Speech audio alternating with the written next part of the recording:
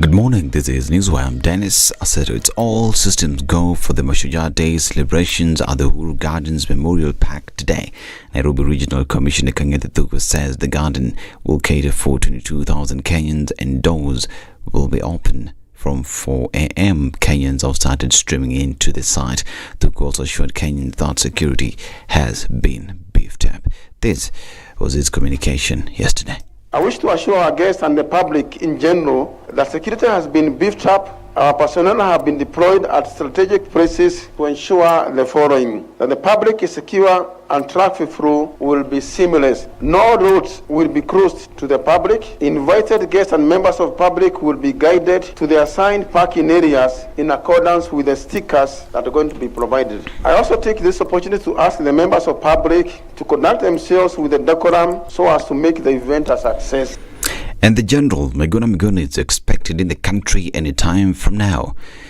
From his Twitter account, Miguna left Toronto, Canada yesterday via Dubai and has already boarded a flight to Kenya. Miguna will be received by his family at the Jomo Kenyatta International Airport and is expected to attend the Mashujaa Day celebrations and other state events at State House following the official invitation by President William Ruto. In an interview, Miguna's brother Eric Ondiek thanked the president for allowing his brother to return to the country. We would only like to thank the government of Kenya for allowing him to come back after a length of time. We were praying if he would come back, but the time has come now. The government has lifted the ban and everything, and is now allowed to come back. I would also thank His Excellency, the President of the country, to allow my brother back. We really felt pain, because when one of you is forced out, is even not allowed to come back home where he was born, and they allege he's not a Kenyan. In fact, we felt very bad. Residents of Ahero, Miguna's home, have also expressed their happiness about Miguna's return. Ni muda ambao tumengoja sana, lakini tuliposikia ya kwamba narudi tumefurahi sana. Nataka kuomba His Excellency, kitu chenye amefanya ni mizuri. Sasa kurudisha Miguna hapa Kenya ni mzuri kabisa. Huyo ni mtu wetu hapa Kenya. Tafadhali arudi tu hapa Kenya. Tumesikia vizuri kabisa. Tuko sawa, hata tulikuwa na maandamano hapa juu yake. Tumemkaribisha kama ndugu yetu, kama wazazi yenye tulizaa kama kijana yetu, tumemkaribisha nyumbani. Ninafurahi kurejea nyumbani kwa sababu yeye ni mzaliwa wa Ahero na yeye ni Mluo. Na Kiluo na kitamaduni yao, mtu wao si mzuri apotee nje. Yote ambayo ilimtendekea tutasahau, naye pia atasahau, na vile msemo unasema sahau yaliyopita, tujenge Kenya, na sahau yaliyopita tuendeleze hii serikali yetu.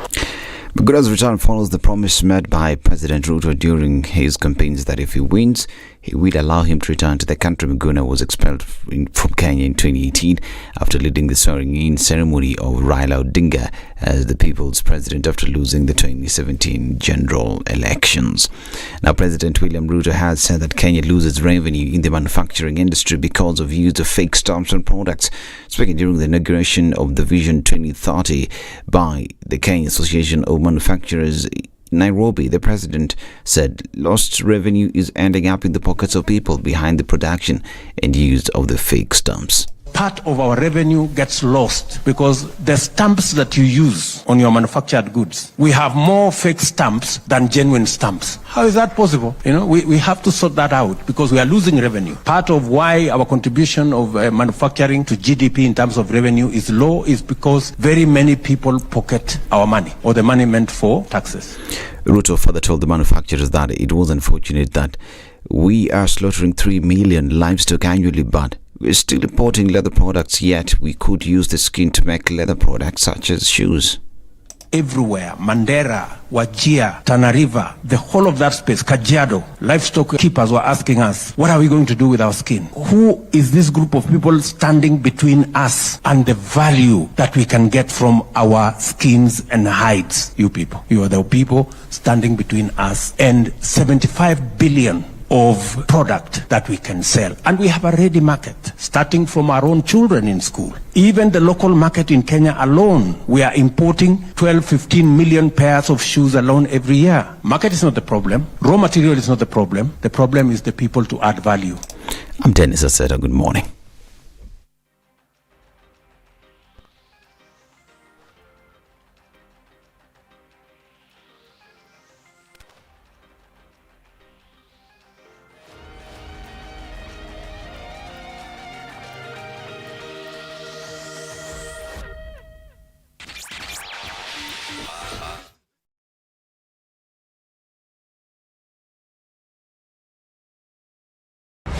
The following takes place from 6 a.m. to 10 a.m. every weekday on SpiceFM. Congratulations. You've seen the hand of the Lord. Thank you very much. I've earned another title today, this morning at SpiceFM. Mama Justice, I don't mind it. Joel in Kericho. Salama sana Eric, habari ya asubuhi. Salama bwana, mambo namna gani? Salama kabisa bro. Mambo ya Inamoi kuliendaje? Mambo ya Inamoi, vile nilikwambia ndugu yangu, alienda asubuhi na ile gari ya kwanza. I must have missed it. So did I. Even if somebody was to render you irrelevant, there is still work you can do. Okay, sawa. I deserve to keep you accountable. You deserve to give me a report. You don't work for me. I don't work for you. You work for me. Do you like that Freudian slip? Lovely, isn't it? Thank you very much. The Situation Room, Kenya's biggest conversation. All right, looking into Thursday is where we are today on the 20th of October.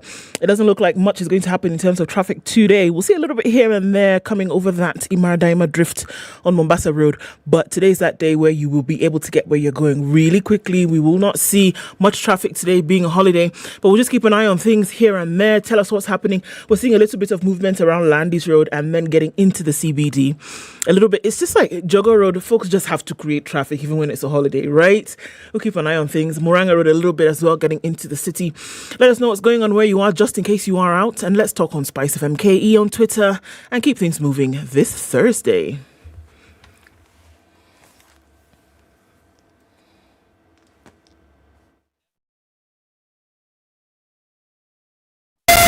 SpiceFM, Malindi.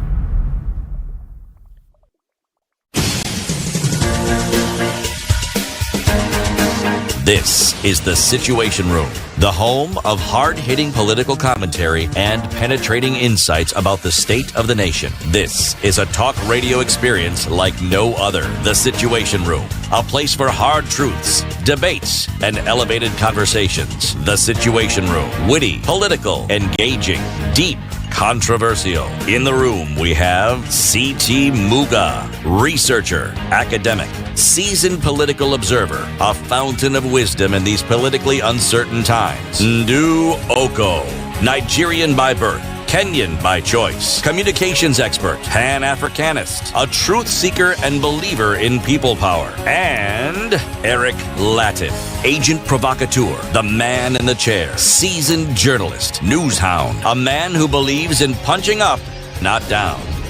This is The Situation Room, the only... Welcome to Kenya's biggest conversation. Here we are in Nairobi. Isn't it fascinating? One day Kilifi, the next day Nairobi. Who knows where we'll be next? Isn't that just the question? Who knows our next location? Yes. How are you doing this 20th? It's Mashujaa Day. Shujaa. Who's your Shujaa? Be your own Shujaa. Siti, good morning. Morning, do. How are you? Fine, thank you. You're fine, thank you. I am well, thank you. Good. Goodest. Yes. Karibu sana. Sana. All of you who are also joining us online this morning, welcome to Today, where we'll be looking at stories that are shaping narratives around the country. All right, so a number of conversations that we will have with you today, more or less looking at what will be happening today. Rather, what has been happening over the last couple of days and then what they mean going forward. At 9 o'clock today, we will be having a conversation about mobility and sustainability in the motor industry. It'll be interesting to see the Digger Motor Show. Vehicles being bought here and there. How are we going to look into that sustainability conversation? Before we get into more details of what we'll be discussing today, Eric Latif is here. Good morning, Eric. Hi. How are you? Me? I'm fine, thank you. Happy Shujaa. Sure. It is. Sure. Happy Shujaa to you too. Hey, bwana. Happy Mashujaa Day, bwana. It's a big day. Siti. Yes. You happy Mashujaa Day. Leave this one alone. Happy Mashujaa Day to you, Brother Eric. I think naming this day Mashujaa Day was good thought. It was good. Very good thought. Mm-hmm. Yes. Because you name the day, and by naming it, you give it new impetus, new power, new oomph. Yes. What is now oomph now in it? Turbo. What has been oomphed? You see, when you limit it used to be Kenyatta Day, if I'm not wrong. But now you have moved it from an individual and you've made it a day on which we celebrate our heroes. All the Kenyatas. Yes. Plus everybody else who has done it's not limited to one thing. Not just independence. No. We're already independent. And we've been independent for quite some time. But having gained independence, there are other things that have been done that have remarkably changed the lives of people. And the individuals who've been involved in that particular process. Now, these people qualify to be Mashujaa. That's true. Yes. That's true. In fact, very many people still think about Mashujaa Day from the point of independence. Yes. And yet we have two celebrations that mark our independence. Yes, we do. We have Madaraka and we have Jamhuri. Yes. So this one should be looking at Shujaas in our lives. Yes. The independent heroes were people who were responsible primarily for the independence that we received. Yeah. And there were many unsung heroes even with that independence struggle. The struggles of any country never really ceases. With every new age and every new era, there are challenges that require overcoming. Yeah. Now, those who help the country overcome these must be recognized, must be feted. Exactly. Sure. Exactly. Thank you very much. Exactly. Yes. So we are celebrating Mashujaa Day today. We'll be telling you what will be happening, like Ndusai's, and also we'll be discussing things that are going to be taking place this weekend. The Digger Motor show, right? Right. Which starts tomorrow into what? Saturday. Into Saturday. And we'll be joined by two people to have that discussion with us. Yes. And then we'll be looking at everything else, like you've said, that will be happening. Peter Njegwa is the General Manager Advertising at Standard Group Limited. And Hussein Kamal is the General Manager of Ashok Leyland. They'll be here to talk about the Digger Motor Show, the mobility and sustainability in the motor industry, the event itself and what it's all about. Do you have news about what's been happening all over the world with this COVID story? I do. I'll tell you in a minute. We're looking at 631,540,169. That's the global tally of COVID cases since the first one showed up in December 2019. All right. We're also then looking at the number of cases that have made their way into Kenya. Total now of 338,678. There are 31 new cases in the last 24 hours. That from a sample size of 1,010, it gives a positivity rate of 3.1%. Again, another day of zero recorded COVID deaths. So this is a good thing. There were certain things that happened during the time where, COVID was a big ticket item, hot ticket item, right? So a doctor accused of advertising fake COVID-19 testing kits has been acquitted after, guess who dropped the charges? Hello? They have a DPP there. It's here in Kenya. Oh, who dropped what? The DPP has dropped the charges against this doctor who was accused of advertising fake COVID-19 testing kits, and he's been acquitted. Milimani Senior Resident Magistrate Muthoni Jage set free Dr. Pravan Pancholi, the proprietor of Avani Clinic in Nairobi, and his employee Dinda Kaleve, after the prosecution said they will not proceed with the trial. This allows the court allows the application to terminate the case and orders that the charges against all the accused be marked as withdrawn under Section 87A of the Criminal Procedure Code. They are set at liberty unless lawfully held, and their cash bills deposited to be refunded to them. So you ask what had happened. the court ruled that since the DPP had dropped the charges against Pancholi and Kaleve, the court had no choice but to terminate the trial and close the file. They were charged in 2020 with 2 counts of advertising fake COVID-19 test kits and operating a medical institution without a license. The prosecution withdrew the case after Pancholi's lawyer Andrew Muge argued that there was no evidence to support the charges leveled against the persons. But it was a big case at that time. It was huge because everybody was running around and wanted to see if they could be tested. And at that time, then he was charged for selling fake kits because, the other ones had not yet come out. So that was an interesting story. The World Health Organization gave a statement at the 13th meeting of the International Health Regulations Emergency Committee regarding the coronavirus disease. The Director General has the pleasure of transmitting this, he says.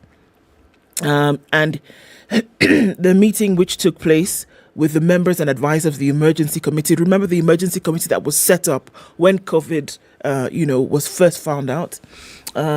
They highlighted that weekly reported COVID deaths have reached levels comparable to the beginning, and that almost 2/3 of the world's population has completed a primary course of COVID-19 vaccination. So now they're looking at worldly numbers. So they're saying numbers are dropping.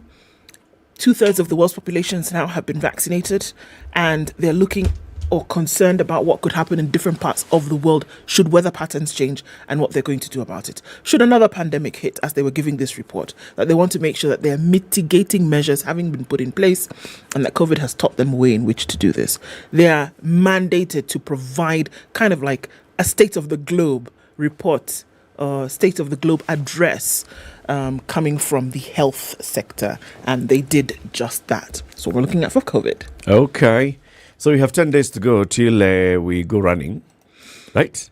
Right, City? Yes. See, the shoes are ready, kila kitu, for the 5-kilometer walk. Yes. Yeah, it's happening on the 30th. Yes. Flagging off at Uhuru Gardens, where the president will be today. Yes. And then you join the bypass. Yes. And you do 5 kilometers. Definitely. I think 5 kilometers just walking around Uhuru Gardens, that's enough. And you're good. That's good enough. If you really want to walk properly, don't just walk around Uhuru Gardens. Walk into town. Walk into town. Then head towards the Or go to Uhuru Gardens and then walk home. Yes. That can do it, actually. Yeah. Just walk to Uhuru Gardens. And then go home. Go home via that long route, go via, museum, then turn around. You'll have done 21. Yes, that's it. Then you get home and... Yes. You get home and yes. Yes. Standard Chartered Nairobi Marathon taking place on the 30th of October 2022. Running for a good cause. Yeah, we'll be telling you more about it later on in the show. 18 after 6, live streaming the show. Say hello. We'll be telling you Happy Mashujaa Day shortly. This is the Situation Room, the only way to start your day. Yolanda Mulo and DJ Absolute. When the gang is together, it's sugar and spice. Great vibes, conversations, a lot of humor. I like to say we don't give an F, we give 3 Fs. You and I are in this relationship, so it is me to tell you who we are. When you ask a chick, how many guys have you been with? She's like, including you. If it's fun, it's funky, it's fresh, you're definitely going to catch it here. I don't know what you do every day from 11 a.m. to 3 o'clock. If I were you, I'd tune in to SpiceFM 94.4. I want you on my team. So does everybody else. Cloudy conditions in Nairobi this morning. At least for now, we'll see highs of 26 and lows of 17. Looking out then into Nakuru, and cloudy conditions as well, going to highs of 26. In Nyeri today, a bit of a sprinkle at some point at 17. Currently, we'll go to highs of 25. Excuse me. Eldoret, cloudy this morning. We're seeing highs of 22, and we'll see highs. Eldoret this morning, we'll see highs of 25, coming down to lows of 12. Currently clear conditions at 12. Mombasa's cloudy at 24, highs of 29 and lows of 23. And there's light rain in parts of Malindi at 24. We'll see highs of 29 and lows of 24 today. Mostly clear conditions at 19 in Kisumu, highs of 28 and lows of 19. And Kakamega is clear at 17. It'll go to highs of 28 and lows of 14.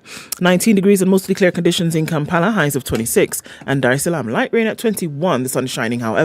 Highs of 30 and lows of 21. 13 degrees and mostly clear in Johannesburg. Highs of 26 and lows of 13. And it's partly cloudy at 26 in Lagos. Highs of 31 and lows of 25. 15 and sunny in Beijing, highs of 18 and lows of 6. Beg your pardon, Kinshasa left out there, clear at 25, highs of 31 and lows of 24. Rain showers in Paris this morning at 16, highs of 22 and lows of 15, and it's cloudy at 15 in London, highs of 17 and lows of 12. New York Wednesday night is clear at 11. Coming into Thursday, we'll see highs of 12 and lows of 6.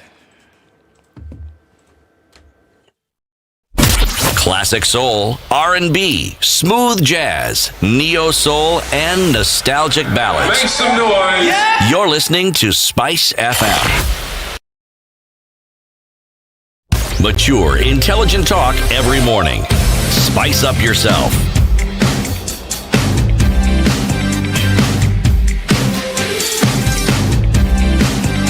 Mornings done right. 21 minutes after 94.4 Spice FM, Nairobi. Quite enough people in the room this morning. Nams where Elisha says, good morning, tuned in from Mogadishu. Collins Kipsat says, good to see Eric, CT and Ndu. Asante Sana.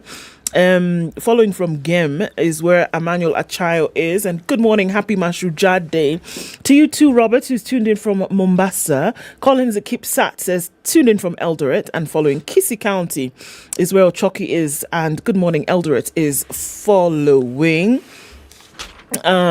Bay Wa Macha tuned in from Macha this morning as well. Good to have you guys in the room. Juthufu says he's here with us, and Akutop. John Amansangola is tuned in this morning. Happy Heroes Day, says Amimovin. And Harrison Waiganjo Dirito says Nanyuki is listening, tuned in from Itibo City in Kitui County. Count you in, Willie we do. Newton says the toppest show ever. Kimi Lily well tuned. Happy Mashujaa Day to you too.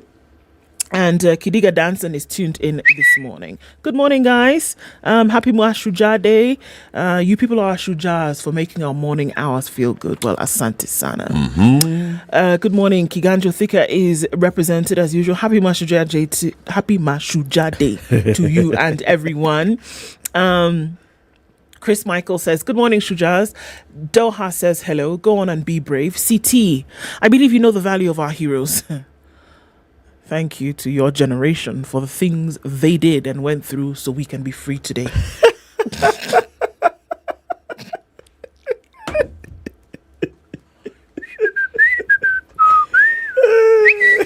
Moving on swiftly. So, City, you fought for independence. No, Eric, let it go. No. I mean, it's important to recognize our heroes, the heroes in our midst. That particular statement is very apt because my generation was young when the heroes were. Some of us hadn't even been born when the fight for independence that we speak of took place.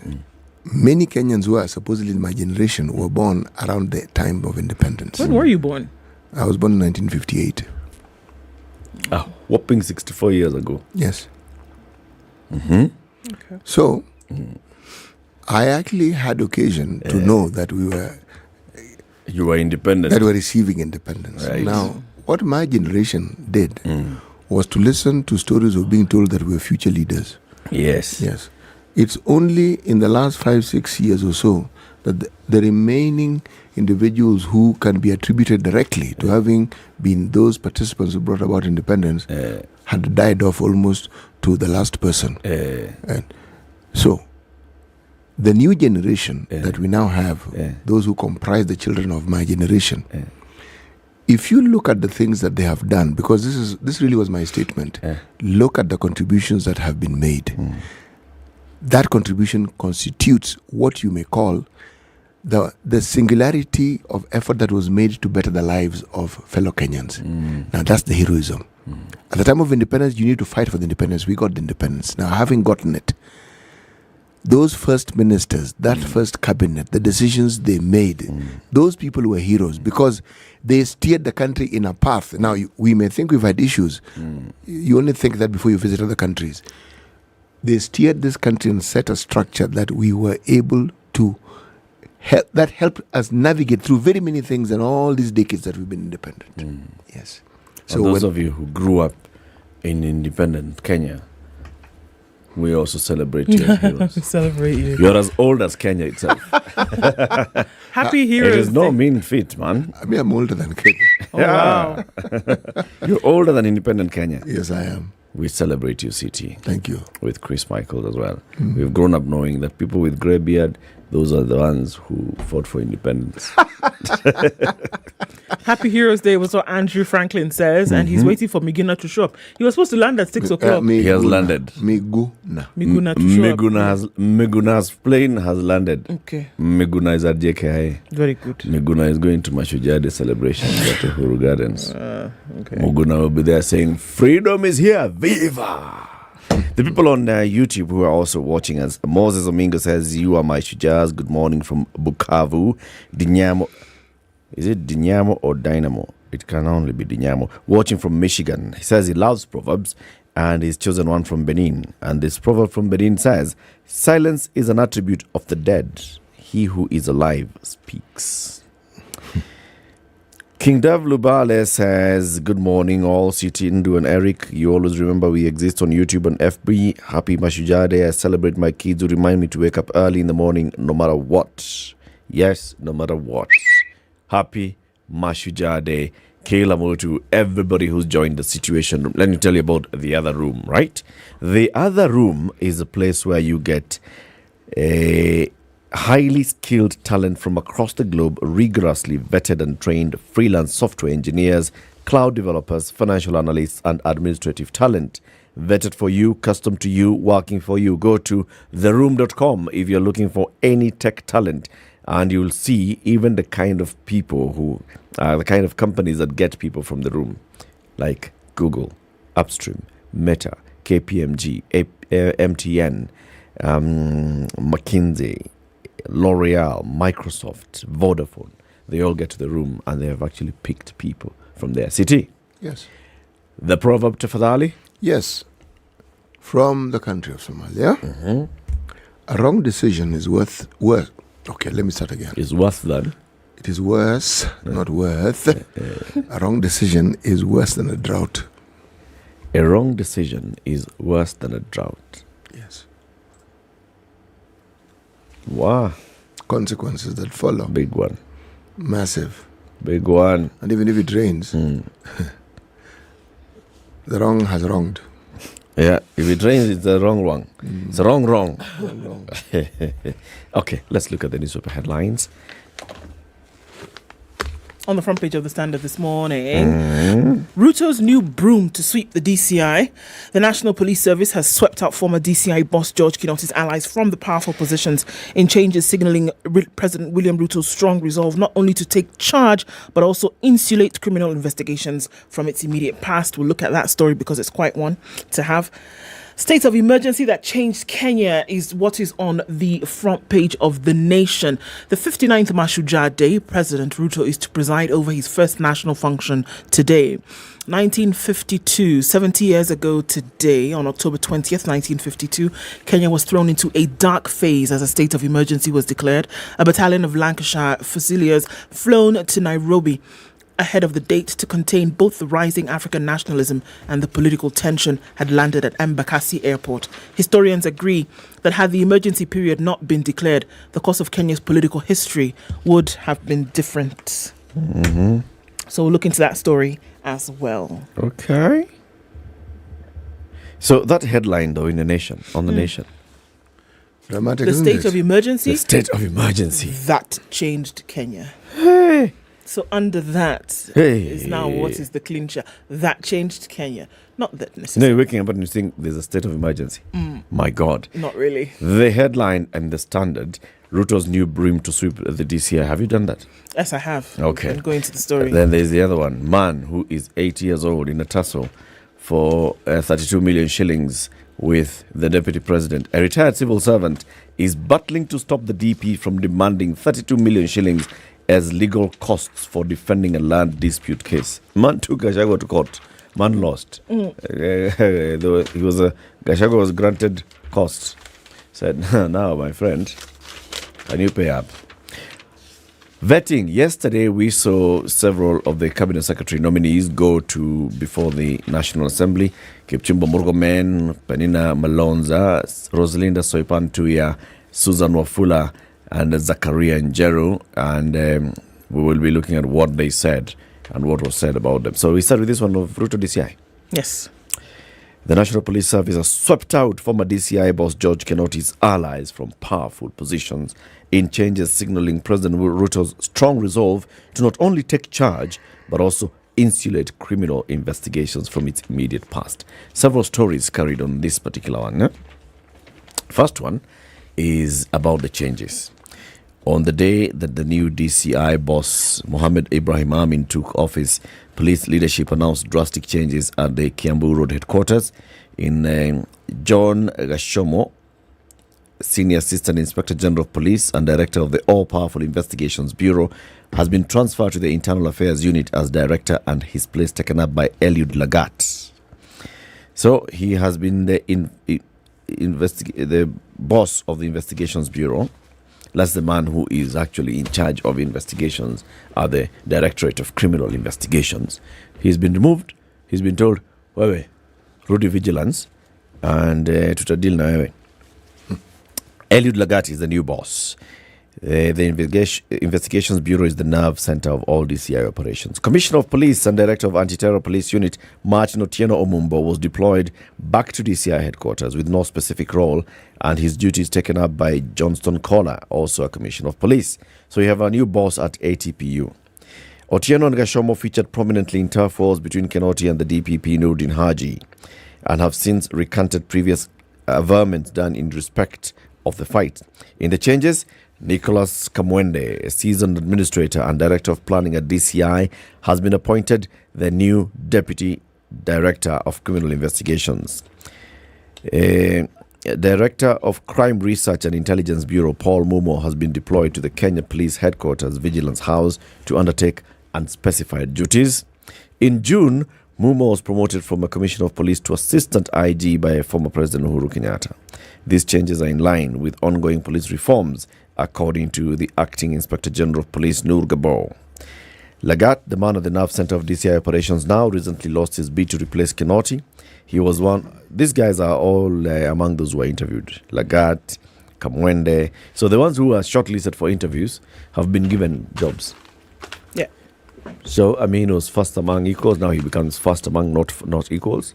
Now Kamwende becomes his deputy. Lagat becomes the boss at the DCI. Early in the day, Amin was sworn in by Chief Justice Martha Koome, promising a brand new era at the directorate. He said he will deploy his 33-year experience to serve all Kenyans within the confines of the law. When you see this story and the changes that have been made at the helm, I think it goes without saying that when you have a DCI exiting in the manner in which the DCI exited, then you expect to see a shake-up at the top, right? Yes, you do. Mm-hmm. In fact, with the change of government, you expect to see that.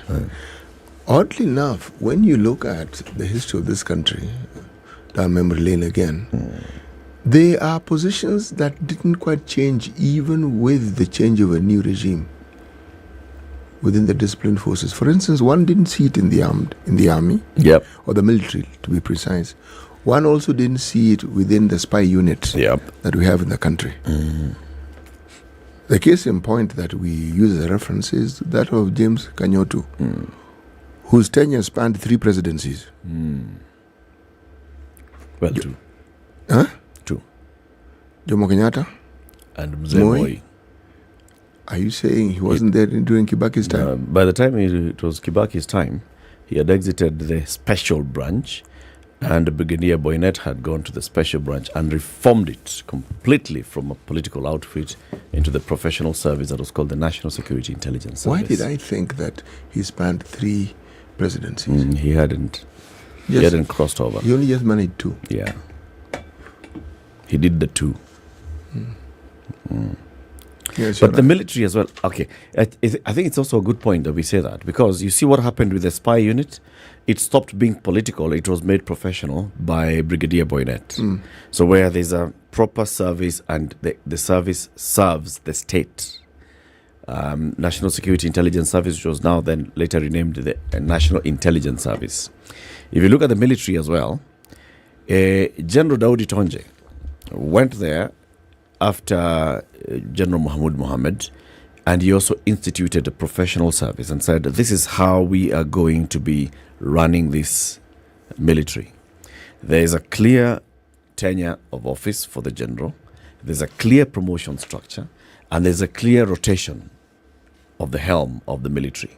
So if it comes from current general is an army man, we know that the next general is going to come from the Air Force because the previous general came from the Navy, and so on and so forth. It's a clear way in which this happens.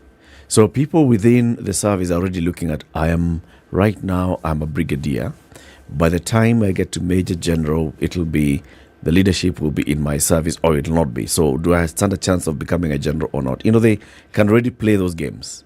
But it's clear to everybody that the general in office does not serve, is not appointed at the whim of the president, although the president can extend their term by about a year or two. But it's clear the next one has to come from this other service, and so on.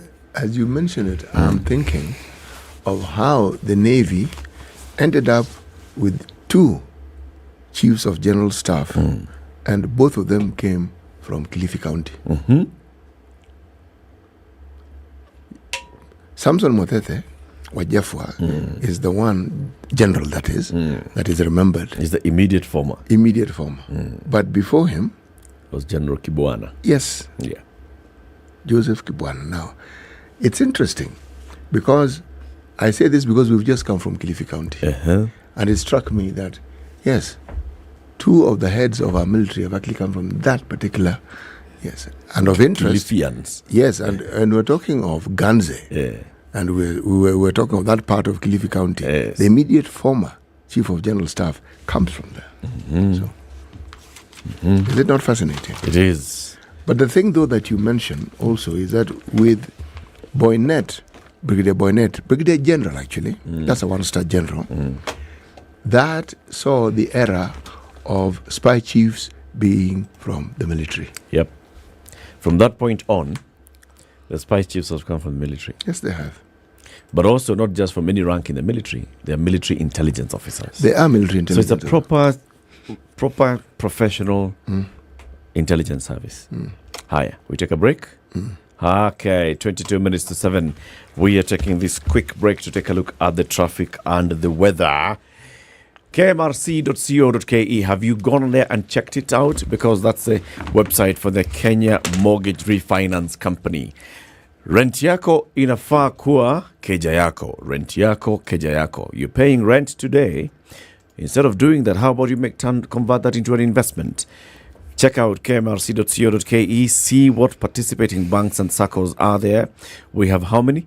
9 banks, 11 SACCOs, which are shareholders and participating in a KMRC home loans scheme.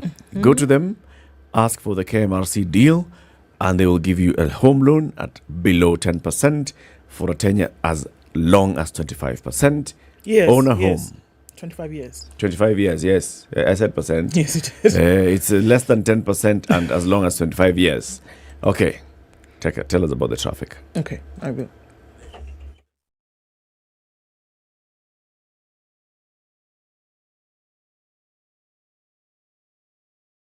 Can you dig it? The biggest motor show event is happening and you better plan to be there. The Digger Motor Show is finally here. Yes, come and enjoy an array of top-of-the-line cars from the best dealers in the country and what they have to offer. To all the petrol heads, classics, and bike enthusiasts, this is something you don't want to miss. Make sure you bring your family and friends to experience the motor madness like never before. Happening on the 21st of October 2022 to the 23rd of October 2022 at KICC Nairobi. The Digger Motor Show will be the place to be. Can you dig it? Brought to you by Digger Motors and all its partners. Classic soul, R&B, smooth jazz, neo soul, and nostalgic ballads. Make some noise. Yeah! You're listening to We will Spice probably not FM. have an issue with traffic today. Most people out of circulation, and we're talking about the roads. We're just seeing a little bit of movement that came off Jogo Road towards Landis. Off Mombasa Road will not be an issue at all getting into the CBD and then back out. If you're looking at Langata Road, you should be all right. Not looked at that in a minute. And also coming off Ngong Road looks all right as well. Usual mishmash of traffic that happens into Westlands out, and also on this other side of Lavington going towards Waiaki Way will not be a thing this morning. We'll keep an eye on things through the morning as we go along. Talk to us on SpiceFM KE on Twitter.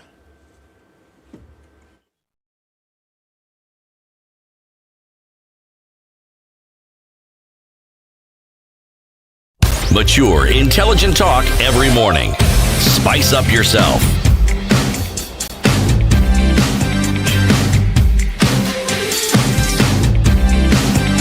Mornings done right. Okay. 94.4 Spice FM, Nairobi. That later. Tell us another story. I tell you another one. Okay, so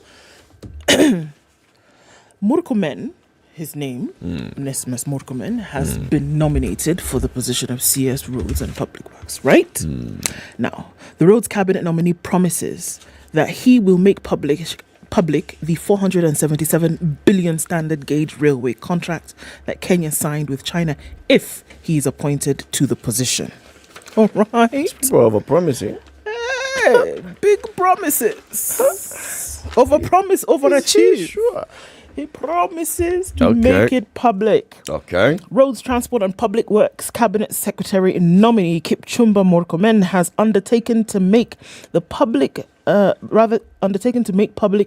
477 billion standard gauge railway SGR contract that Kenya signed with China. Murkomen, while appearing before the National Assembly's Committee on Appointments yesterday, said Kenyans need to know the details of the heavily guarded contract with China as it is public property. This came even as he told the Appointments Committee that following his nomination, he made a visit to the ministry headquarters and had a chat with senior officials who had told him that they had never seen the contract. They themselves. My first responsibility when I get into office, if approved by this committee and the House and formally appointed by the President, I will get the contract and give it to the people through Parliament. Why hide it, he asks. Immediate former President Uhuru Kenyatta 4 years ago made a commitment to make the contract public during a televised interview. But that hasn't happened yet.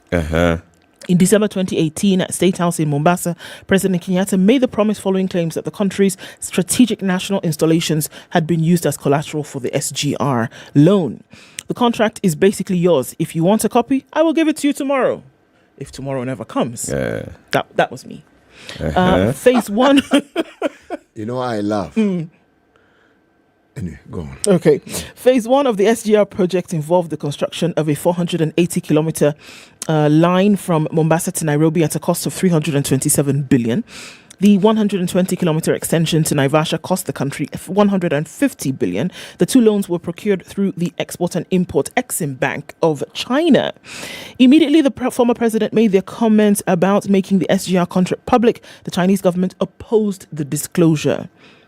The Chinese ambassador to Kenya, Wu Peng, said that Chinese laws are against making such contracts public as it would be detrimental to the Chinese commercial interests, even as he said no Kenyan assets were attached as collateral for the loans.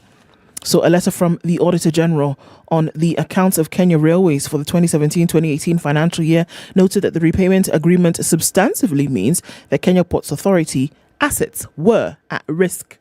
So all of these details, things that we've heard, rumors flying around, Mr. Murkomen has said that should he be appointed, which he probably will, he's going to make all of these details public. So these guys are going to be sworn in probably end of next week. Yes. Okay?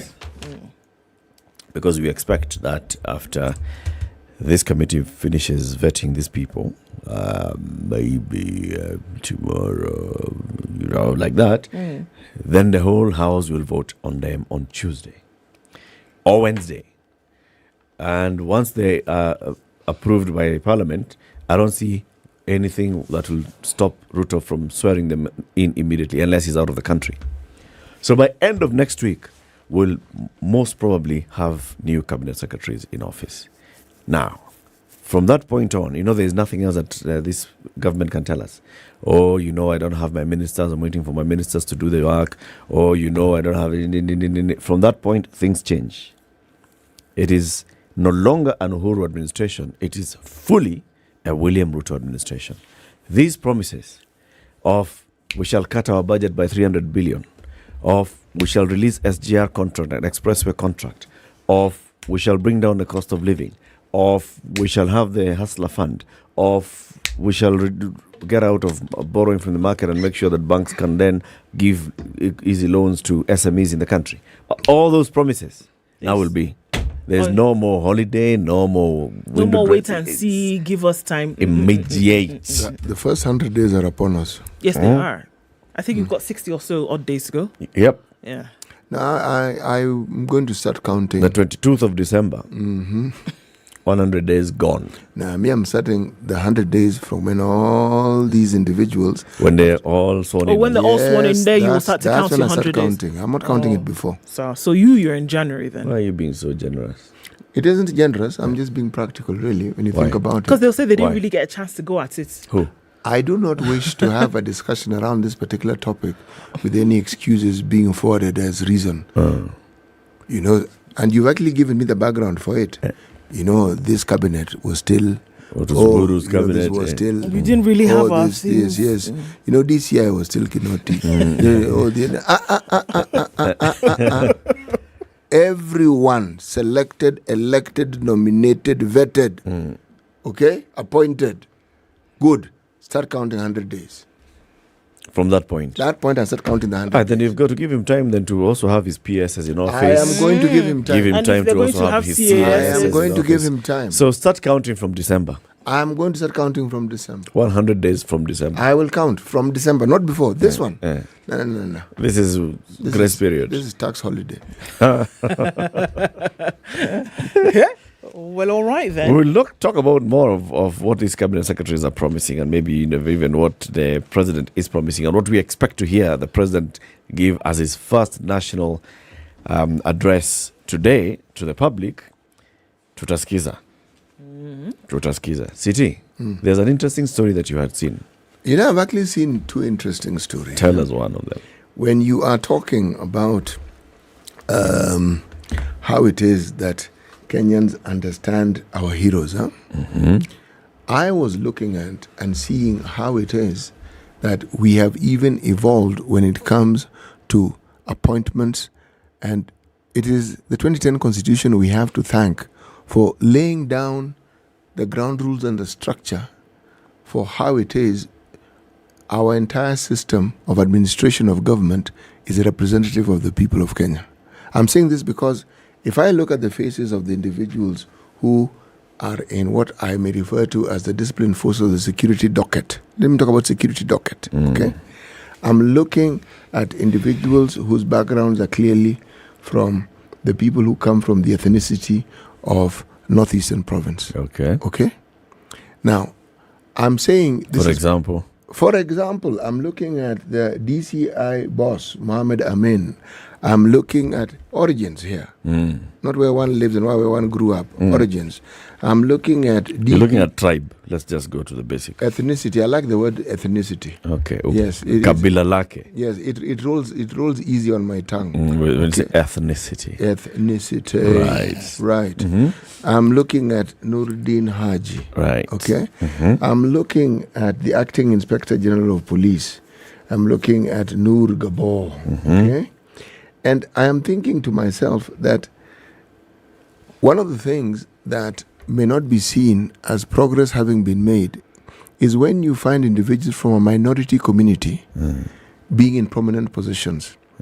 Now, it strikes you because it is unusual, but it isn't unusual to have people from one particular ethnicity having senior positions within the security arm of government. I'm saying this because, when we're talking about James Kanyotu, it struck me that James Kanyotu is somebody who went to Alliance, then went to Makerere. The Commissioner of Police then, General Bernard Hinga, had also gone same route. If you looked at the head of what was then the GSU, General Ben Gethi, All these individuals came from one community. But let me tell you what the focus of my attention is. If you look at the services that these individuals provided for the country for the length of time that they were there, you cannot argue about their professionality. You cannot say these guys are not being professional. You cannot. You can try as much as you wish. Based on the fact that they have served in the service for long. Thank you so much for understanding. Okay. The ethnicity... Not their track record in the service, but the fact that they have been there for long. They have been there for long, but more importantly, they entered the services as individuals who qualified to be in the service. This is really what I'm getting at. And if they rise through the ranks and they have the position, what one should be looking at is their performance of those duties, not focusing on where they came from. Have they delivered? Yes. Did they do what they're supposed to do? Yes. Okay. Oh, you're talking about what we've been seeing on social media. Precisely. So you're talking about Mohammed Amin. You're talking about the acting IG of police. Yes. You're talking about the DPP. Yes. The nominee for Cabinet Secretary for Defense. Yes, and the list goes all on. Being from and I'm saying ethnic area. Yes. And we're assuming they come from the ethnic area because of their names.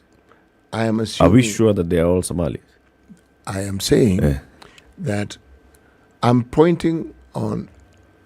The point of my conversation is ethnicity and that role it plays in our psyche and our thinking when we look at appointments.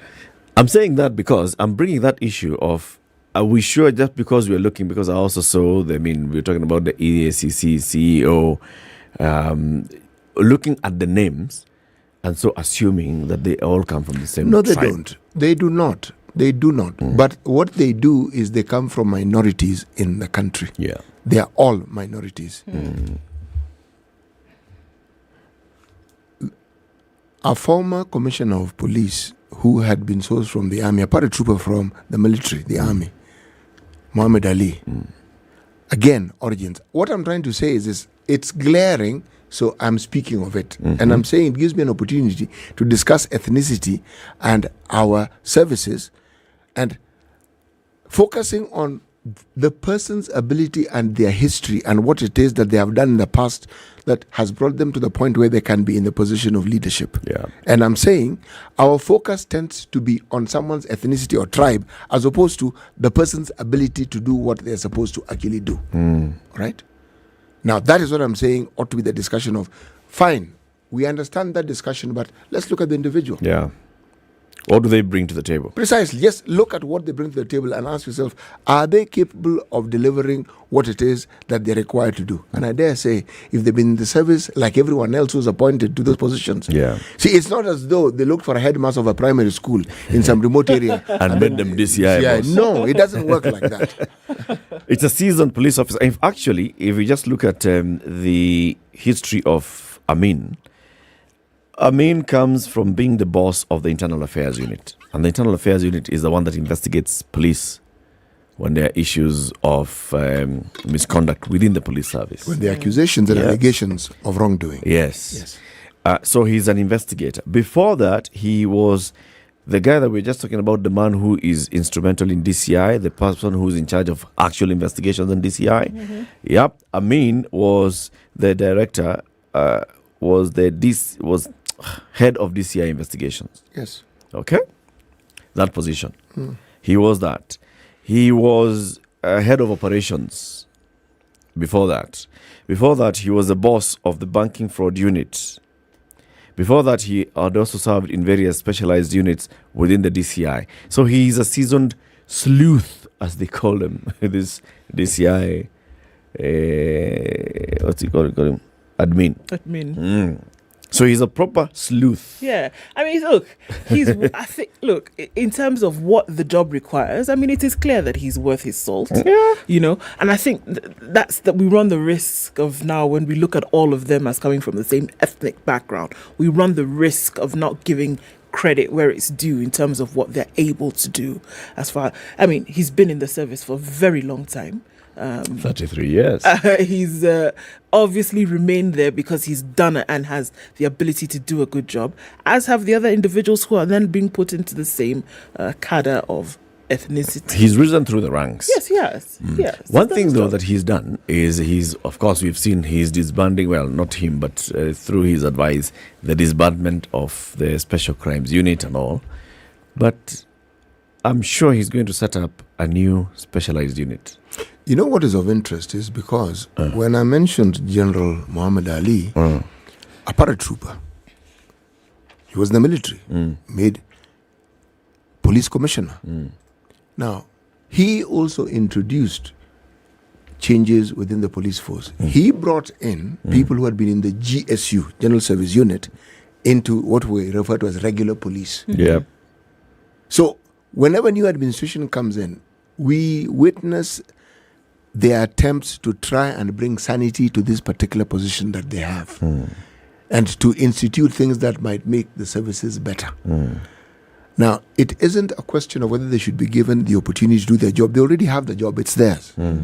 It is to look at what they're doing and to balance the discussion around those jobs fairly and ask, right, given what they have, if somebody's given a broomstick and there's no broom, sweeping may be a little difficult, don't you think so? Just a tad. Yes, a tad, yes.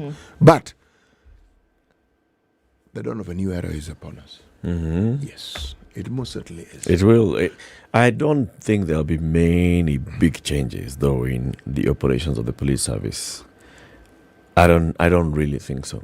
Why do you say that? I'm waiting to see, because we haven't seen such changes. So yeah, Kinoti came in. Remember, Kinoti took over from Degwa Muhoro. Degwa Muhoro had his flying squad and all the other specialized units. Kinoti comes in and says, you know what, I've heard so many bad things about flying squad. These guys from Pangani, I disband flying squad. All those officers, redeploy them. Form one good one called Special Crime Prevention Unit. After some time, he says, disband the Special Crime Prevention Unit. Call it SSU, Special Services Unit. Now, we are disbanding the Special Services Unit. You will see another one being formed. And that one also. An elite crack unit in the police service is a thing that will stay. Because we're saying what? At the end of the day, we had this conversation a couple of days ago. So the overriding thing here is that this systemic appetite, or whatever it is, that this system behavior must be prolonged. It must be given life. And that's what it just seems like. And because it must be given life, you will form another squad, you will form an elite group, you will form another service group, whatever it is, because the appetite is what must be fed. Yeah. And it seems to be something that's accepted across board. To a great extent, though, these elite units actually do the job that they're supposed to do. In terms of prevention of crime, in terms of like acting very fast, rapid deployment. Something has happened. A woman has been killed. She's an athlete. She has been killed somewhere in Kericho. Guys, we need to find the killer. Who is our prime suspect? It's so and so. They move with speed and apprehend the suspect. Move with speed across the country, apprehend the suspect. The problem comes when now it starts being used for other nefarious activities. Exactly. Which I don't see the William Ruto administration acting any different from the previous administration. In that regard, you and Uhuru, Kibaki, Moi, it'll not be doing different. Something different from how it has been? No. Does it not bring in then the discussion of the independence of these positions? All right? You've heard of the Special Weapons and Tactics Team, otherwise known as SWAT. Yes. We SWAT. I think we're heading in that direction. But the framework that we discussed with regards to the military, that is attributed to one General Tonje, now retired, is something that perhaps the disciplined forces that are represented by the police would benefit from. Yep. So that we know that these units will exist. This is a unit, it is a fixed unit, it exists, and this is how officers get into that unit. Yes, exactly. For you to qualify to be a member of the Special Services Unit, you have really undergone proper training. We have them in the GSU. Yes, we have the Recce Company. Yes, we do. People don't question the Recce Company and its ability because it has its unit, it has its role, and we know those guys, they're commandos. Those guys have been trained. Those guys have undergone proper training on the job that they do. And then they're not deployed at the Recce Company because they work under the presidency. They now also have other jobs of going to pick somebody to come and see the president at night. No. Keep it here for more conversations coming up in the next hour. Are you ready to run? You should be prepared. You should be jogging up and down because 30th of October is a Safaricom. It's a Standard Chartered Nairobi Marathon. Well Good done. morning, 7 a.m.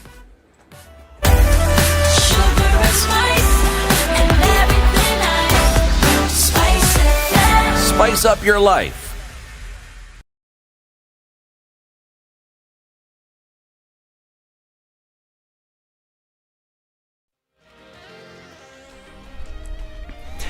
Good morning and happy Mashujaa Day to you. I'm Dennis Aseto. The General Miguna Miguna is in the country. Touched down at about 25 minutes after 6 a.m. Let's listen in. First of all, I am very grateful for the warm welcome you're giving me.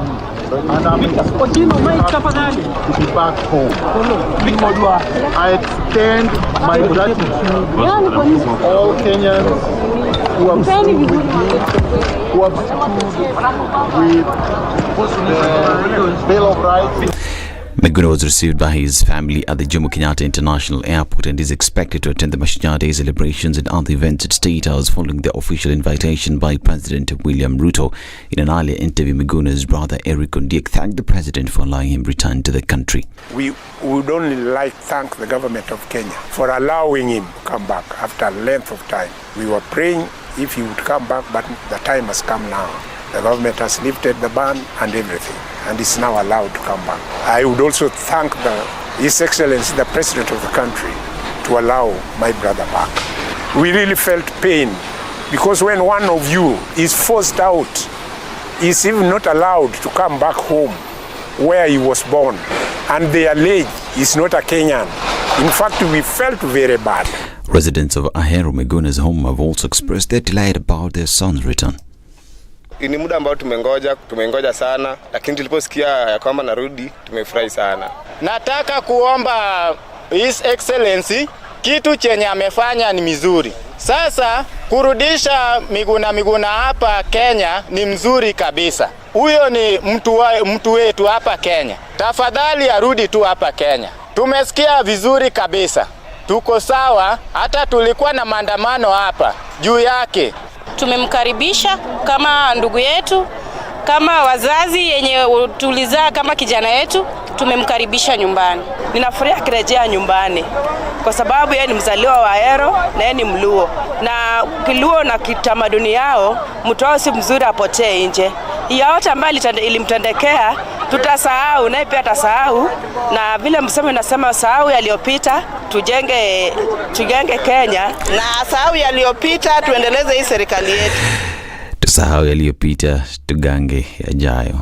Now, on Miguna's to-do list today is unveiling a comprehensive, pragmatic and progressive blueprint for the transformation and development of Luo Nyanza specifically, and Kenya generally. That is according to a tweet that he sent on 15th of this month. Now, Miguna's return follows the promise made by President Ruto during the campaigns that if he wins, he will make sure that he returns to the country. Miguna was expelled from Kenya in 2018 after leading the swearing-in ceremony for Raila Odinga as the people's president after losing the 2017 general elections. Now, it's all systems go for the Mashujaa Day celebrations at the Uhuru Gardens Memorial Park, Nairobi. Nairobi Regional Commissioner Kangede Thuku says the gardens will cater for 22,000 Kenyans. Thuku also gave an assurance that security has been beefed up. I wish to assure our guests and the public in general that security has been beefed up. Our personnel have been deployed at strategic places to ensure the following: that the public is secure and traffic flow will be seamless. No routes will be closed to the public. Invited guests and members of public will be guided to the assigned parking areas in accordance with the stickers that are going to be provided. I also take this opportunity to ask the members of public to conduct themselves with the decorum so as to make the event a success. Now, President William Ruto said that Kenya loses revenue in manufacturing industry because of use of fake stamps on products. Speaking during the inauguration of Vision 2030 by the Kenya Association of Manufacturers in Nairobi, the president said the lost revenue is ending up in pockets of people behind the production and use of fake revenue stamps. Ruto further told the manufacturers that it was unfortunate that we are slaughtering 3 million livestock annually, but we're still importing leather products yet we could use the skin to make leather products such as shoes. everywhere. Mandera, Wajir, Tana River, the whole of that space, Kajiado, livestock keepers were asking us, what are we going to do with our skin? Who is this group of people standing between us and the value that we can get from our skins and hides? You people. You are the people standing between us and 75 billion of product that we can sell. This is News. I'm Dennis. I said a happy Mashujaa Day to you.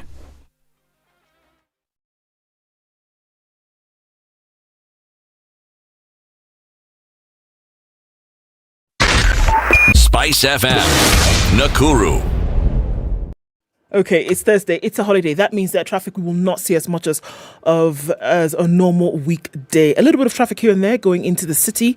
That's coming off Jogo Road. Look, I was just saying earlier, Jogo Road people is like they just have to have some kind of traffic. They will not feel okay if they don't. So that's what we're looking at now. There's some going into the city, but nothing too terrible. Coming off a Thika Superhighway, it will be all right for most parts of the morning. Langata Road, we're not going to see too much of an issue there. Gong Road, Naivasha Road, going into Lavington, Zima Springs, out towards Waiaki Way. Hunky Dory is what we're going to call it today. Doesn't look too bad. Let's talk through the morning on SpiceFM KE on Twitter.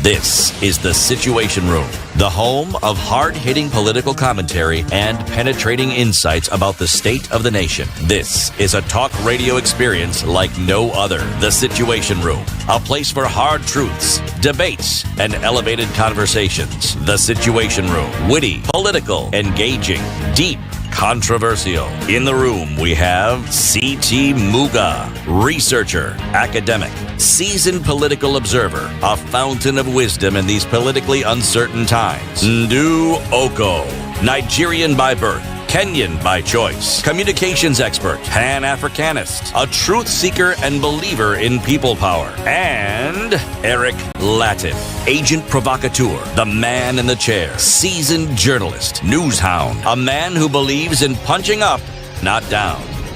This is the Situation Room. All right, The 7 minutes only after way 7. to Good start your morning. day. Okay, this is the second hour of Kenya's biggest conversation, The Situation Room. Happy Mashujaa Day, wherever you are tuned in. What Twitter MCA is saying? Twitter MCA says, Happy Mashujaa Day in Kenya. Political, social, economic development. 2 steps forward, 1 step backwards. Wow. But country moving forward. ETA 2063. We shall be there. Wow. We will be there. Elkanah says he was late in the morning, but happy Mashujaa Day, The Situation Room. You guys are committed to authentic, issue-based conversations. Keep it up. Keep it up. Thank you very much. Thank you, and happy Mashujaa Day. Everybody who's tuned in online, on YouTube, on Facebook, on SpiceFM, and on KTN Home. Happy Mashujaa Day. We've heard that Miguna Miguna has done what? Has landed. Yeah, and he has his invitation. He's already posted it. His invitation for today's Mashujaa Day celebrations. So when he finishes all this, maybe we'll now rest, Abi. Yeah? You think? I'm just asking. So now he has come, he has attended Mashujaa Day, this thing. Then we're all right. Abi, how? What happens next? All right, how exactly? What happens next? He'll continue with his life. Yes, he's back in the country. And it's over, Abi? What is over? What is over? The noise. What noise? What? No, he has come back. We are moving on, Abi. Yes, we are. That's all I'm asking. So, you're asking the contents of the moving on. So we will see. What he does now, after he's come back. That's aishi maisha yake. Ni sawa. Yeah. See, other Kenyans live their lives. Yes. Okay. But remember, the thing that perhaps made Miguna the household name that he has become is the fact that he couldn't come back to Kenya. When you come back to Kenya, you become an ordinary citizen like everybody else. Yes. And if you're going to be tweeting, you will join all the other Twitter warriors in Kenya who are tweeting. He'll be here with us. He will be an ordinary citizen. The fame that Miguna comes with, yes, his fame. But when you're back in the country, no one is opposing you. No one is fighting you. You become an ordinary citizen much faster than you realize. Okay. Yes. He is larger than life. But I am trying to tell you that largeness, that largeness is what made him get pushed into a flight. And being pushed out into that of the flight country. now enlarge that largeness. Enlarge the largeness. Yes, exactly. And I'm saying is that so that he has already 2 books, huh? Yes. The incentive... Peeling back the mask and kidneys for the king. Yes. He'll come back with another one. I'm sure he will. I'm sure he will. From Canada with love. This time it's going to be a rom-com. Speaking of an ancient James Bond movie. From Russia with love. Yeah. This one is Canada with love. We'll continue to wax lyrical. City. Yes. The day's proverb, Tafadhali. A wrong decision is worse than a drought. A wrong decision is worse than a drought. Yes. This is a proverb from Somalia. It is. One more day. Nice proverb. Very nice proverb. Profound. The Room is part of the Africa Leadership Group, which has placed talent at very many companies over the last 15 years. What they do is they train talent in tech. And what are we talking about tech? We talk about full stack software engineers. We talk about cloud developers, web developers, business intelligence analysts, financial analysts, data analysts, virtual assistants. All these top talent trained through Africa Leadership Group via alexafrica.com. And after that, they get listed onto the Room. And in the Room, when you are a big employer or a small employer and you're looking for the best tech talent, you just go to the Room and you find people who are vetted for you, custom to you, working for you. theroom.com. Visit it today and you'll find out for yourself. You think we're joking? We are serious people. Very serious people. Yeah, we're very, very serious people. So, in the next hour, at 8 o'clock, we'll talk about, the President Ruto's administration. Of course, we expect him to be addressing the nation today as we mark Mashujaa Day, his first national holiday, and that he's going to be addressing. Several other things are happening in the country. One is Johnson Sakaja, the governor of Nairobi County. He addressed the county assembly, and he talked about the things that he promised and what he hopes to do and to achieve. We've been expecting, for example, Johnson Sakaja to unveil his cabinet, his 10 members to the cabinet executive committee. We also expect to hear when Johnson Sakaja will say, children of Nairobi, go to school. And you will be fed in school. We're also expecting to see what Johnson Sakaja is going to do about bringing back cleanliness in Nairobi. In this whole transition from, the former governor into NMS, into Sakaja, we have seen people dropping the ball. Those that are supposed to be collecting garbage, not doing what they're supposed to be doing. Heaps of garbage, not just heaps, mounds of garbage all over. And Sakaja basically trying to fight fires and catching up. We expect to see his strategy of how he's going to make sure that these services are not interrupted. They're continuous. We also expect to see what Sakaja will do about the water shortage in Nairobi City County. He promised unified business permits. In fact, this is a Kenya Kwanza promise, which will talk about what the president wants to do. And Sakaja, people are about to start renewing their permits. Are we going to renew one permit? If you're a supermarket that has been operating with 45 different licenses, are you going to now look for just one license? What's the plan with that? Now, when he was addressing the county assembly of Nairobi, he said to actualize the feeding program, his administration will construct central kitchens where foods would be distributed to public schools. He said, it's embarrassing that there are more children out of school per capita in Nairobi due to poverty and hunger than in drought-ravaged counties. We are thus rolling out a program to construct central kitchens in every sub-county where food will be cooked and distributed to nearby schools. He said the program is already working in Dagoretti South and then urged the assembly members to go and see it for themselves at Mukarara Primary School and see how it's being implemented. He is thanking ward reps who have offered to work with him. He said his administration would improve the state of healthcare in Nairobi, saying the condition of the hospitals is wanting. We saw a damning story in the Standard on Saturday about the Mama Lucy Hospital that is actually run by the county of Nairobi. And we've seen other health facilities as well. No drugs, no supplies, just a demoralization of staff. Sakaja is saying his first executive actions is to set up a health reforms task force whose terms of reference are to engage county staff, to have members of the public and stakeholders on access to quality health services. And is looking forward to engaging with the health committee of the assembly to make sure that the recommendations of the task force, once concluded, are implemented.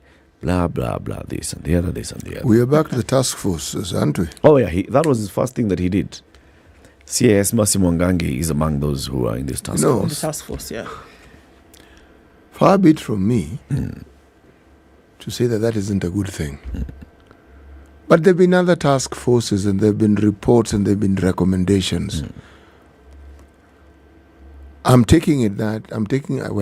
Let me take the educated guess that probably the first thing the task force will do, this particular one, is look at the findings of other task forces and determine what it is that has been actually implemented and what hasn't, and then figure out how else to move forward.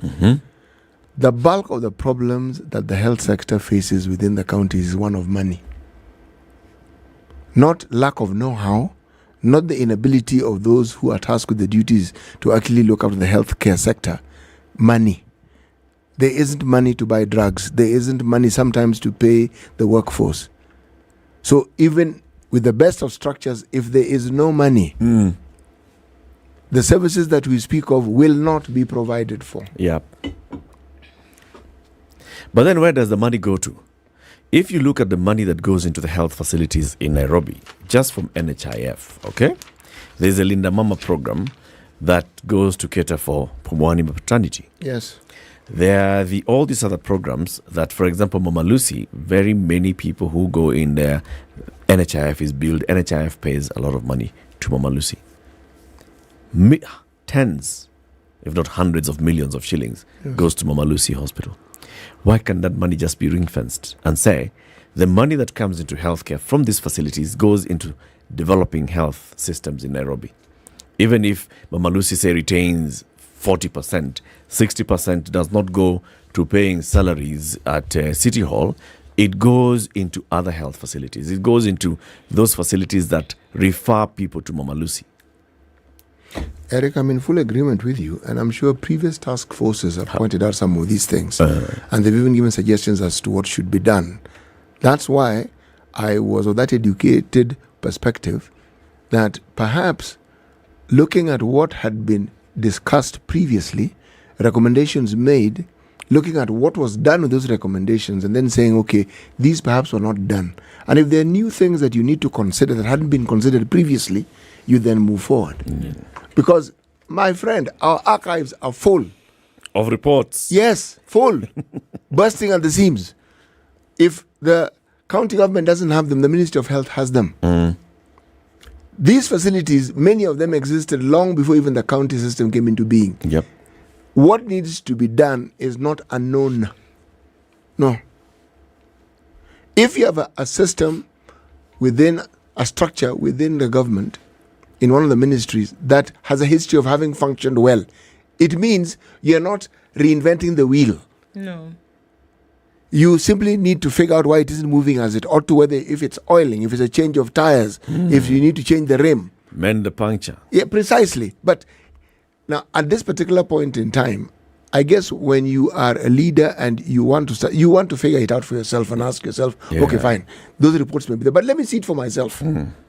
Let me appoint a task force to look at the reports. Yes. Review reports and tell me, okay, so this one was relevant at that point. It can be tweaked. Yes. Can do this and the other. Yes. This was done. This was done. This one was never done. Why was it not done? Oh, this was done and the results were disastrous because of implementation or whatever.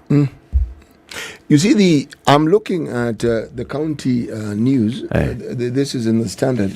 And I'm looking at something that the governor of Kitui is doing. It's recorded, it is reported that he was flagging off 108 million shillings worth of drugs which were supposed to go to 300 health facilities within his county. Drugs flagging off. Nice political gesture. Okay, nice, very nice political gesture. But nonetheless, he's doing something that we haven't heard other people doing. Other people may do this quietly, but this wasn't quiet. All right? Now, what the drugs were, we really don't know.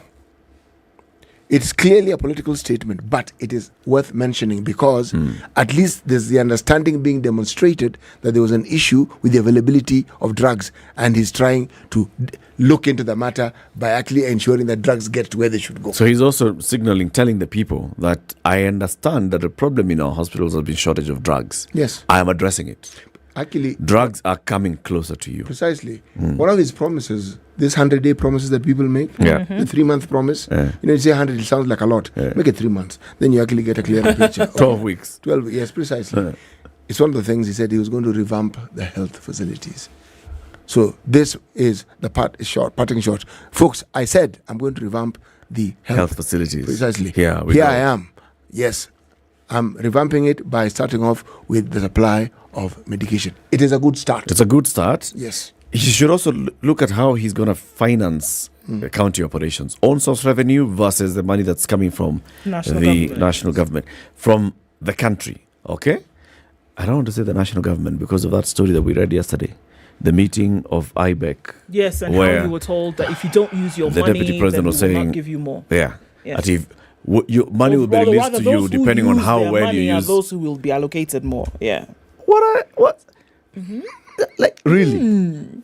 So if we don't think that you're using your money prudently, we are not going to release the money. If you don't think that you are, absorbing the money as you're supposed to be absorbing the money, then we will withhold releasing of the money. Who gave the impression to those people who were meeting in Karen that, or were they at Harambe Annex, wherever they were meeting at IBEC, who gave them the impression that devolution is a suggestion or a proposal, or the release of funds is, dependent on the goodwill? Is predicated on your goodwill. It isn't. It isn't. But when I read comments such as this, if I'm to believe that they're a true representation of what the gentleman in question actually said, then this is what I would say. I would say that perhaps it is a question of communication. Yeah? Because in reality, if you look at how it is finances for the counties are actually determined, there is a little detail within the law that actually requires you to have given account for what you are given in the first place. Yeah. Before you, like if you're given, say, Census County, let me talk about millions, not billions. Billions confuse me, okay? You're given 3 million, right? And you can only account for 2 million. Then it's the 2 million you'll get, because this other one has to be accounted for you to understand that really utilize it for as it was intended. So perhaps that is what he meant to say. But it came out as an enactment of the Chiefs Act. Sasa nyinyi mtajua hivi, okay? Mtawacha hii mchezo, okay? If you don't use this pocket money properly, I'm not going to give you money. You are not going to get more. And it is only those who have come back with their talents having been multiplied that will get more. Yes. Precisely. Yes. So bear that in mind. Meskia, you don't seem like you're listening. Have you heard? Okay, so it did seem as though he was reading them the Riot Act, and that it's coming from previous behavior, that we can still see some money in your accounts and then you're asking for more. But we must also remember, and I think all of these things taken into consideration, we also remember if Miss Abi is opened a certain number of times in the year. Sorry. In our case, I think you need to predicate what you want to say by saying it is shut most times of the case. Okay. In most times of the case, if Miss it's shut. It's shut. On the few occasions. And the few occasions that if Miss is opened in the middle of the night, it's not, for an hour, 2 a.m. for an hour, then it's not enough time for county governments then to roll out these projects that the necessary funds within if Miss then would be used for. So do you then see the quagmire? Do you then see the catch-22 that counties would be in? Now, when the deputy president makes this statement, is he aware of these, circumstances that take place as to how counties can use their money? He's aware, all right. And I think the reference point here is to that 1 hour when it's open. Okay? That's not our problem, whether it's 1 hour or 10. So we give you the money. It's not available. Open. There are independent offices that are created by the Constitution. 2 of them, called independent offices.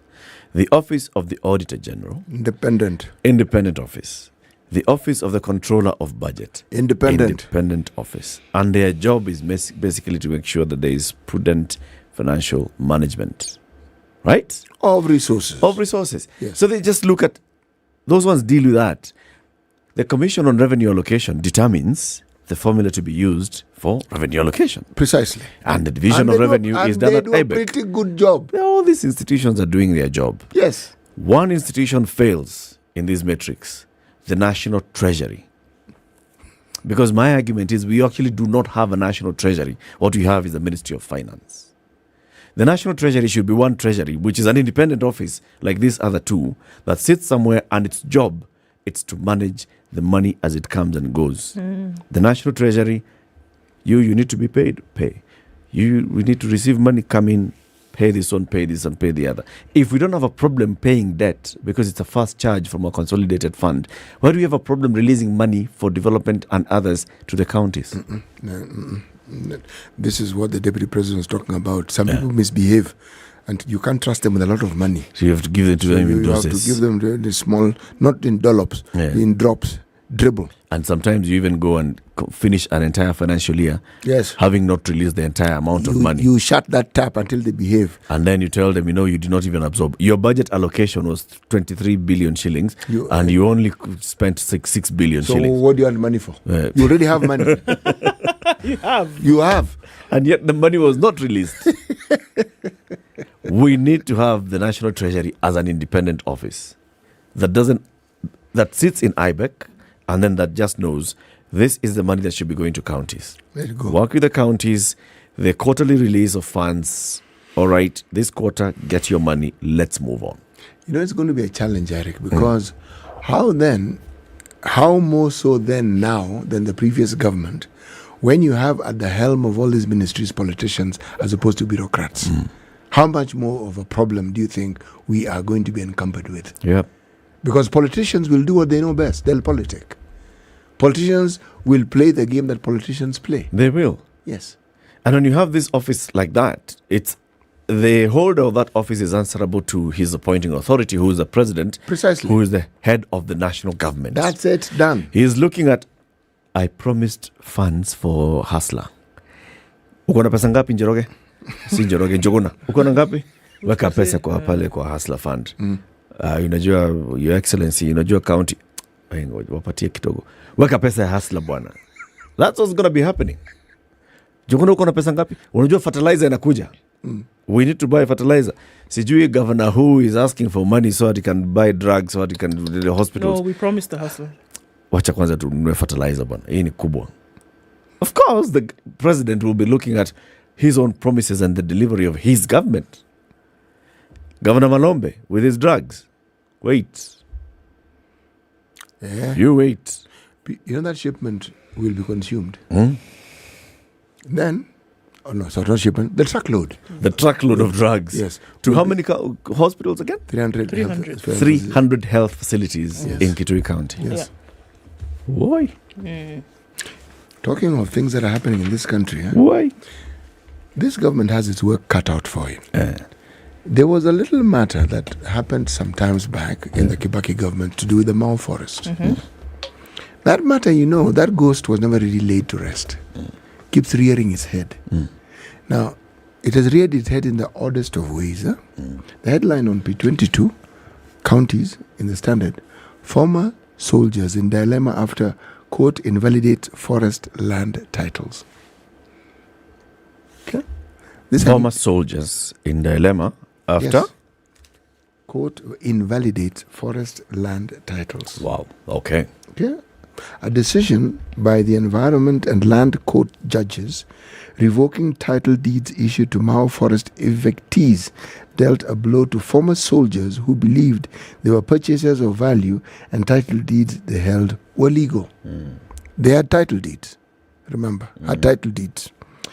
They served the country between 1980 and the year 2000, that's 20 years, and invested in land in the Mau Forest where they were farming. They owned parcels of land in group ranches in Reio, not Keio, and Akushomi, Sisizian, Enosokon, and Karoni.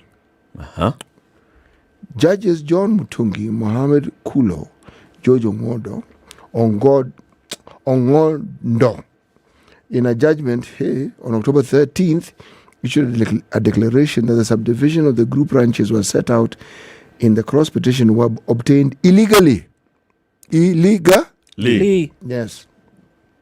unlawfully, and unprocedurally,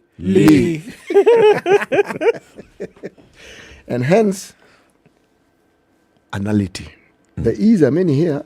Mau Forest Reserve. The titles were ordered nullified, cancelled, and revoked. Hey. So what's the background to this story? Some soldiers had come from some allowing them to occupy some piece of land. Well, all you do is that you mow down you don't mow down the forest, you cut down the forest, you create land. Remember, it started off with the Nyayo T-zones, and with time, it continued. Because trees are on land, really. If you remove the trees, then you have land.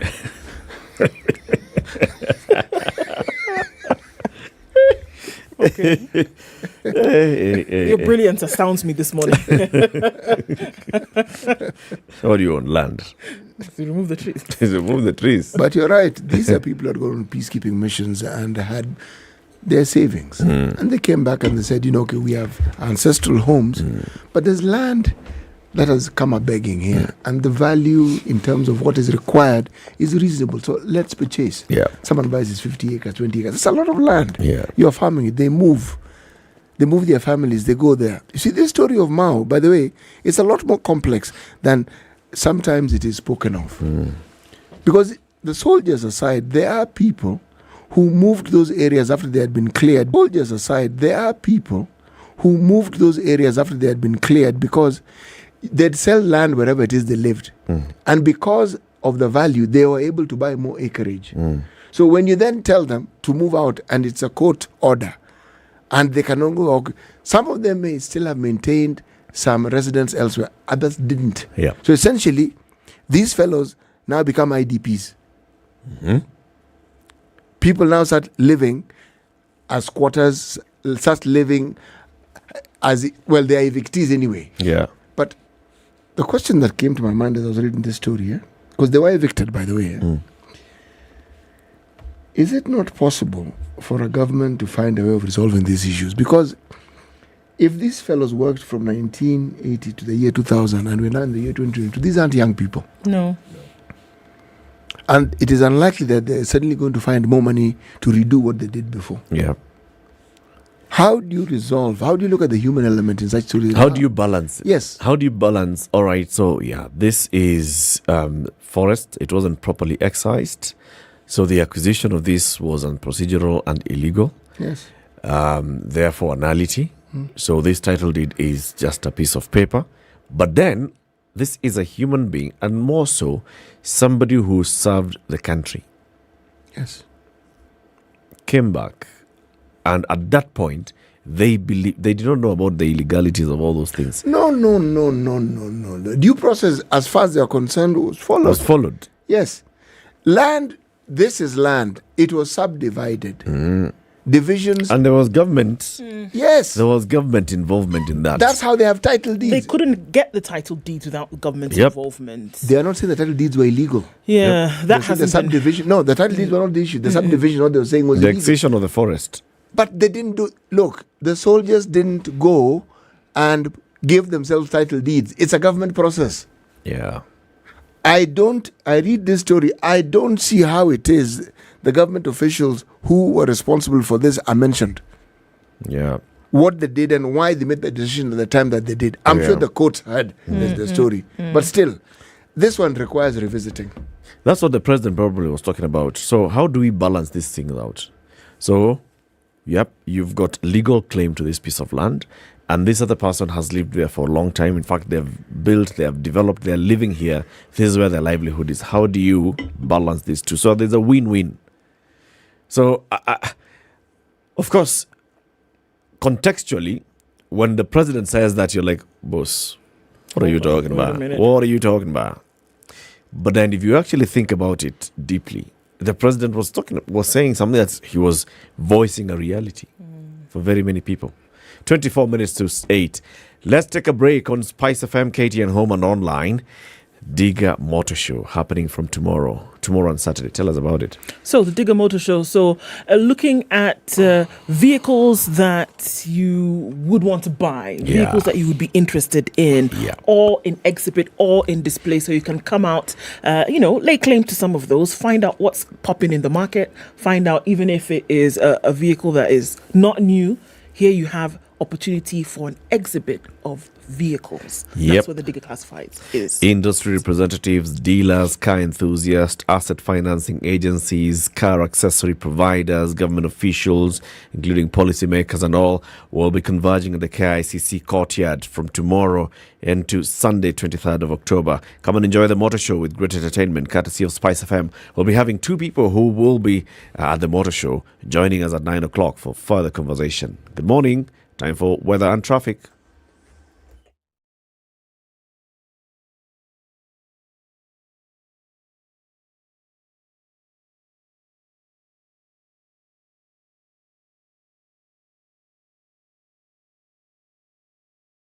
We know it is cold, but Cold Stone Creamery has hot deals for you. This month, enjoy cups of rich and creamy ice cream, delicious ice cream cakes, and fresh oven-baked cakes at amazing prices. Visit any of our stores in Nairobi or Mombasa and indulge in your favorite treats. Cold Stone Creamery, the ultimate ice cream experience.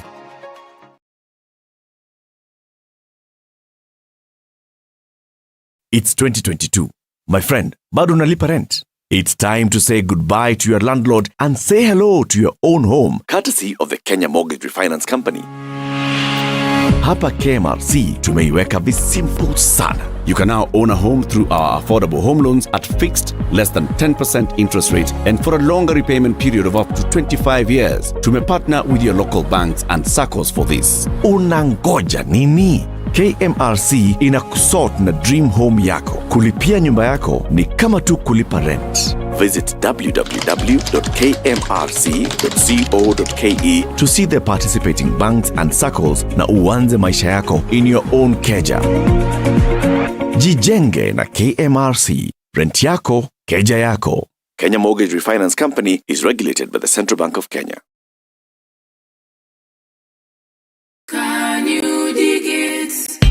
The biggest motor show event is happening and you better plan to be there. The Digger Motor Show is finally here. Yes, come and enjoy an array of top-of-the-line cars from the best dealers in the country and what they have to offer. To all the petrol heads, classics, and bike enthusiasts, this is something you don't want to miss. Make sure you bring your family and friends to experience the motor madness like never before. Happening on the 21st of October 2022 to the 23rd of October 2022 at KICC Nairobi.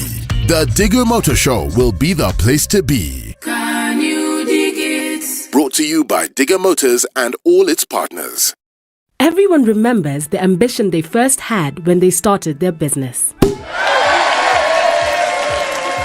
A business holds promise. An idea could blow up and change lives anywhere on the planet.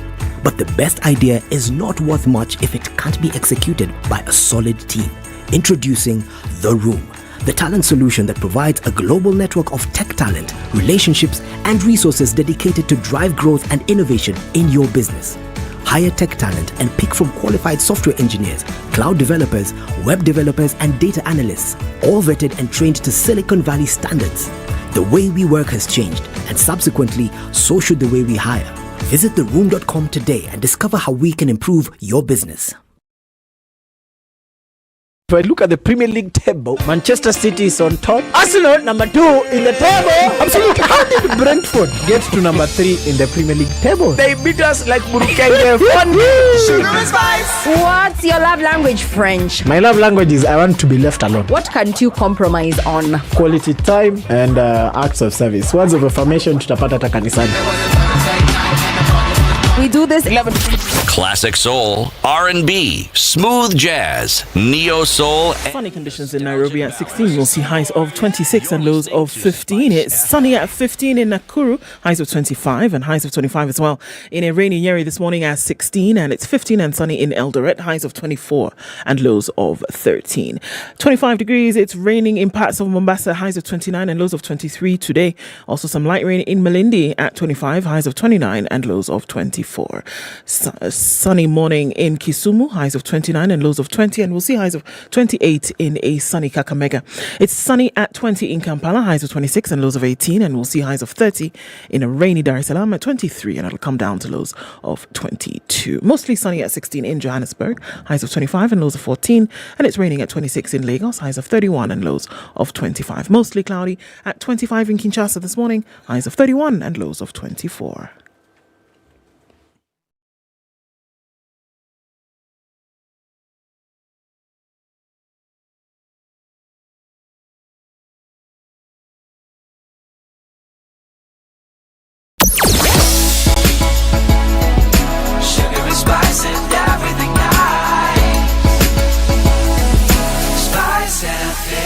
Spice up your life. A little bit of traffic seeping off of Jogger Road this morning, going out towards Landis, and that roundabout a little bit stuck here and there, but it looks good. Let's name them. Outer Ring, absolutely great. It's flowing really smoothly. Coming off of North Airport Road, looking at Mombasa Road, looks good now as you're getting over that Imara Drift. Ring Road, Kilimani, a little bit of traffic then as you're heading out towards Wood Avenue, but that's all right. Coming off of the Thika Superhighway, it's free, it's clear. James Gishuru on the other side, coming off from Zima Springs and, further ahead's Gong Road, Naivasha Road, Gitanga Road. It looks good. Now, if you want to enjoy a ride in the city, stop by nothing. Today's the day to do it because tomorrow we'll go back to factory settings with all the traffic that we will see on a Friday. SpiceFM KE on Twitter. Talk to us there this morning. Let's keep things moving regardless.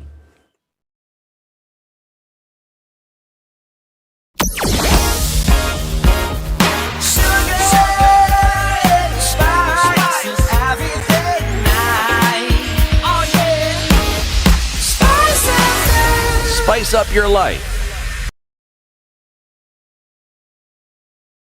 Classic soul, R&B, smooth jazz, neo soul, and nostalgic ballads. Make some noise. Yeah! You're listening to Spice FM. Mature, intelligent talk every morning. Spice up yourself. We continue 22 minutes to 8. Eric Latif, Nduoko, and CT Muga. Happy Mashujaa Day wherever you're tuned in. This is The Situation Room on Spice FM, on KTN, and online. The other day I was having a conversation with a young man. He was saying he had heard us talking about the Kenya Mortgage Refinance Company, kmrc.co.ke. Rent yako, keja yako. He was like, hey, I heard what you guys were talking about this home loan program where you go to a bank and then you borrow and you repay for 25 years. I was like, everything you're right, yeah. It's up to 25 years. It doesn't mean that you have to take the home loan for 25 years. If you choose and if you are capable of repaying your loan in 10 years, it's fine. If it's 15, if it's 20, it's fine. Mm-hmm. It's only that you are given a grace period of up to 25 years. And you get the home loan for less than 10% interest rate, which is fixed in the duration of your loan. It's good if you take a 25 years and then you repay sooner. Kind of. Right? It was like, why would I be doing it? 25 years, I'm just paying for one thing. 25 years. Yeah. I was like, so what's the alternative for you? Well, I think the issue here is not the loan or the house, is the 25 years. So one needs to perhaps communicate this 25 years in a way that will make sense and in a way that it would now appear like it's perhaps too short a time. Yeah. You're talking about the value of a house. Yeah. And you're talking about being able to buy it in a way that you can afford and in a way that doesn't disrupt your everyday life. Mm-hmm. The question is, what alternatives do you have if you have a certain earning capacity? Yep. If your earning capacity increases, it means so will your repayment. Yep. It means you may even be able to buy a house even in 5 years' time. Yep. So the issue is, if the 25 years seems a little disturbing, then take the 25-year loan home loan, and then work at ensuring that your earning is increased so that you buy that house for a much shorter time. In a shorter period of time. You don't have to keep paying for 25 years. No, it's up to you. Indeed. The whole idea is for you to own a home, all right? In the simplest and easiest way possible. Now, so I asked him, so what are your options? What are you thinking? He was like, I mean, within the next 7 or 8 years, I can save money in my circle, buy a piece of land and build. And I said, valid. Within those 7 and 8 years, where will you be staying? See, I'll be staying where I'm staying now. Which is the house I live in. So this person lives in one of these houses in Syokimau, where the landlord bought the house from a developer at about 5.5 million shillings. Okay? Person is paying rent at 30,000 shillings a month. So for the next 8 years, as he's putting away money in a circle. Remember, he's not putting his rent in a circle. He's expending money twice. He's putting his money in a circle and paying rent. And he's paying 30,000 shillings rent. Yes. Do the math.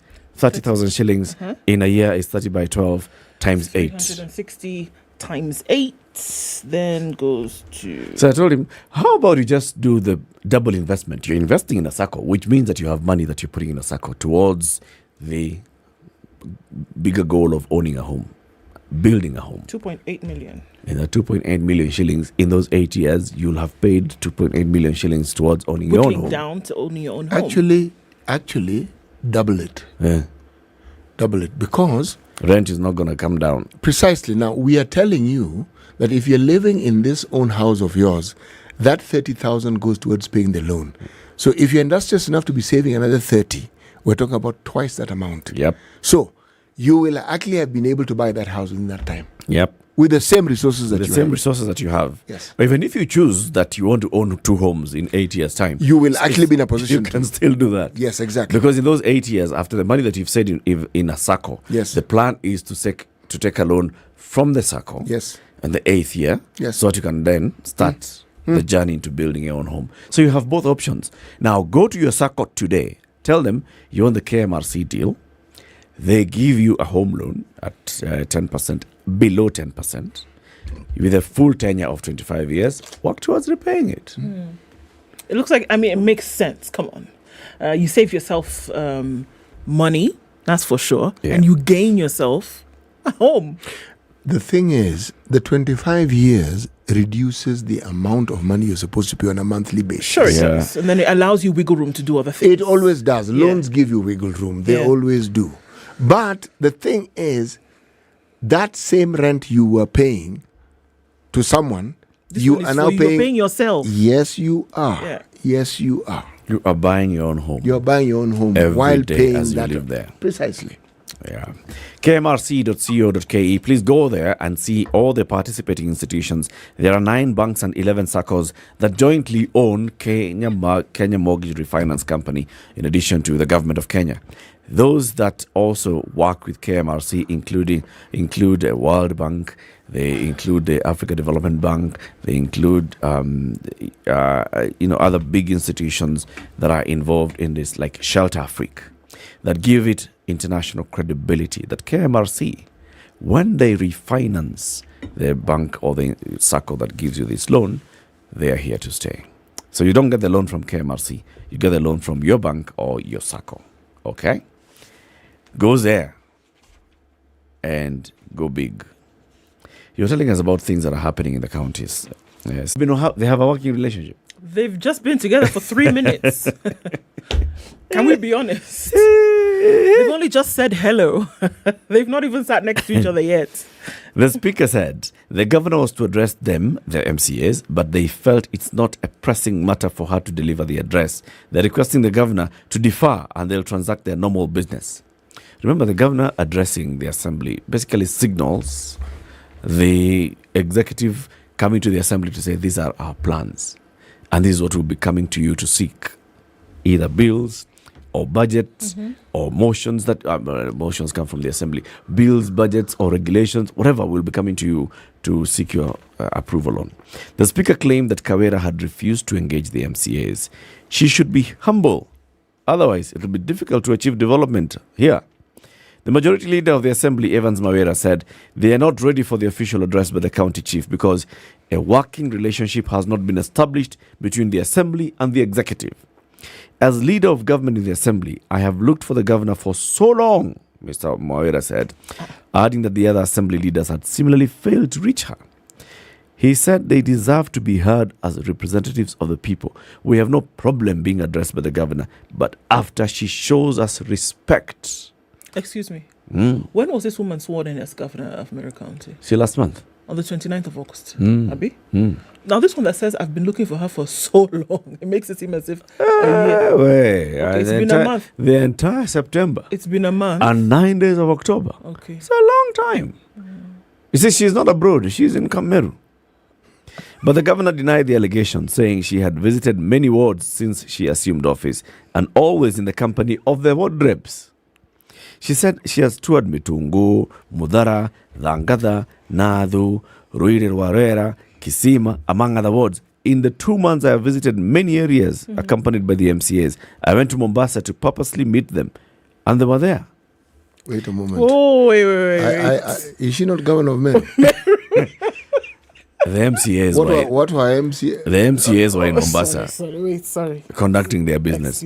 She personally went to meet them in Mombasa.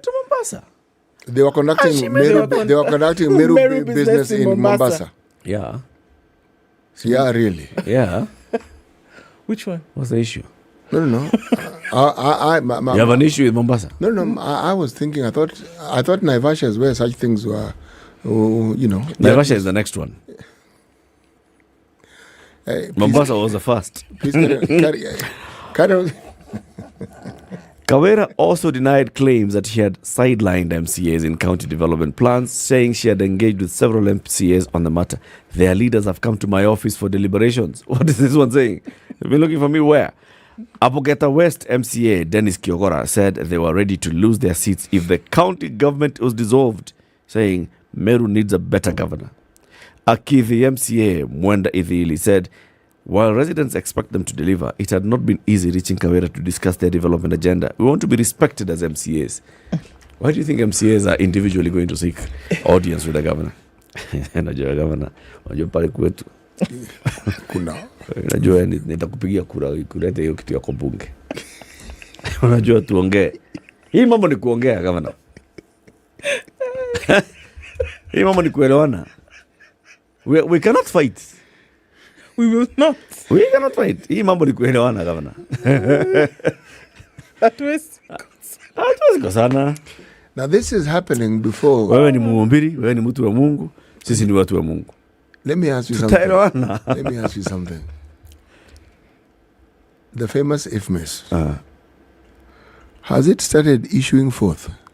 Issuing what? Only 93 bob. Has money been sent to has money been poured yet? Okay. But did you not hear what she said?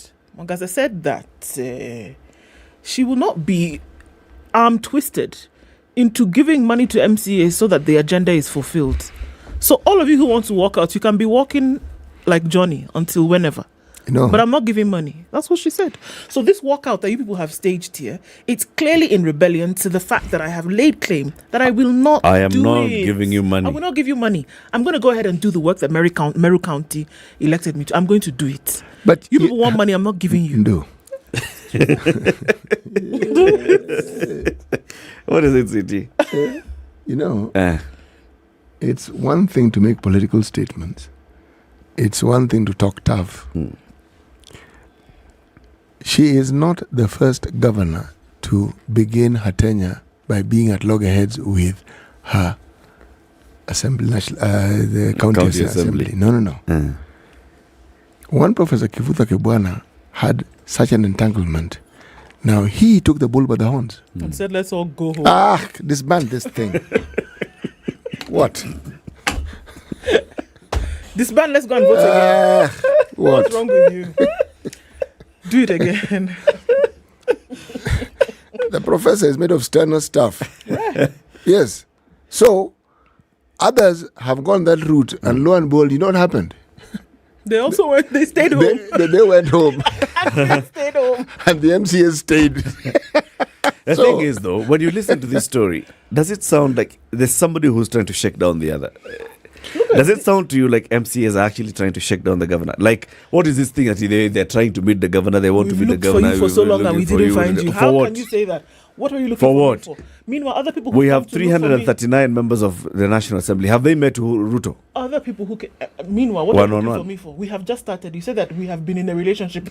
How long have we known each other? How long have we worked together? Okay. The other people who've come to see me and found me in my office. How did they find me? I even came to look for you guys in Mombasa. That's hiyo ndio tunasema mungavana kuna kujuana. How come you're available for someone you're not available for, like the majority leader? You know something? These are teething problems, and this is the rattling you hear when they are, as you say, getting to know each other and understand each other. Believe me, jostling for position. They're jostling. Yeah. They're jostling. This is how you know, right. Government, this is how we do things here. No, this is how I do things here. It'll settle. They'll be all right. You know why I asked whether the taps have been opened yet? Financial taps, that is. Is because once those are opened and money comes to the county, you know, the discussions become completely different. I know. You would have oiled people's hand. No, you have the might. And one of the things that MCAs have been accused of is the many attempts that have allegedly been reported of the attempts to extort. In cases where it has been reported and it has been said, or it has been alleged, that they even hold governors ransom. Okay. So it isn't as though we are witnessing something new. No. It's just that when it begins this loudly, you have to ask, what lays ahead? Because the person who blinks here loses power. Exactly. Between these two. Yes. If the governor blinks, guys have leverage, they have you by the shorts and But Eric, I think there's something at play here. Maybe I'll just take a minute. If you look at the politics of our country, these MCAs have people who they support, and it may not necessarily be the governor. We've had 2 other governors in this county. Yep. And I dare say they also have their followers.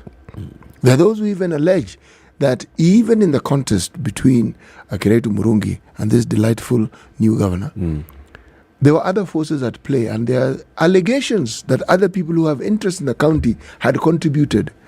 So, amid such allegations, the play we are seeing right now is a manifestation, in my mind, partly, of the politics that is playing and the divisions that we see in the support and the allegiances that people have with other political leaders within this particular county. That's what I'm seeing at play here.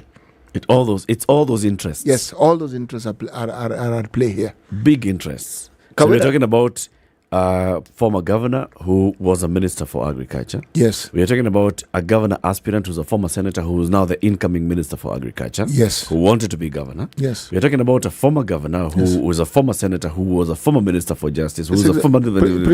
You've got it. And we are talking about Kawira Mwangasa. Yes, exactly. So, essentially, this one, it bears watching. What? Drama. They should all just be reminded, you know what, people want service. At the end of the day, people want service. So your team, Ndu, yes, are you guys like doing your preparations for... We're warming up and we're getting things moving. The crankshaft is, being well oiled. The 30th of October means that everybody's going to come out for the Standard Chartered Nairobi Marathon, whether you're running the 42K, the 21K, the 10K, or competing in the 5K Family Fun Run. There's space for everybody. For everybody who had registered, please, this is the time to now start, get moving. If you're doing the virtual run from the 23rd until the 30th, remember the virtual run takes place as actually a run in Mombasa on the 23rd, and then we'll see some other runs on the 28th and 29th in Kisumu and Kakamega, respectively. Remember, you can also run where you are and log on to the Strava app and then post your times there to get onto the leaderboard. It's the Standard Chartered Nairobi Marathon, then the physical run taking place on the 30th. And remember, we're doing this for Future Makers. Talked about the crankshaft. It reminded me, as a young man, I used to hang around some mechanics. You know what they used to call it? Maybe they still do. Karanga shaft. The crankshaft is called karanga shaft. The propeller shaft is called the varavara shaft. No, it's not. Good morning. It's 8 a.m. Sugar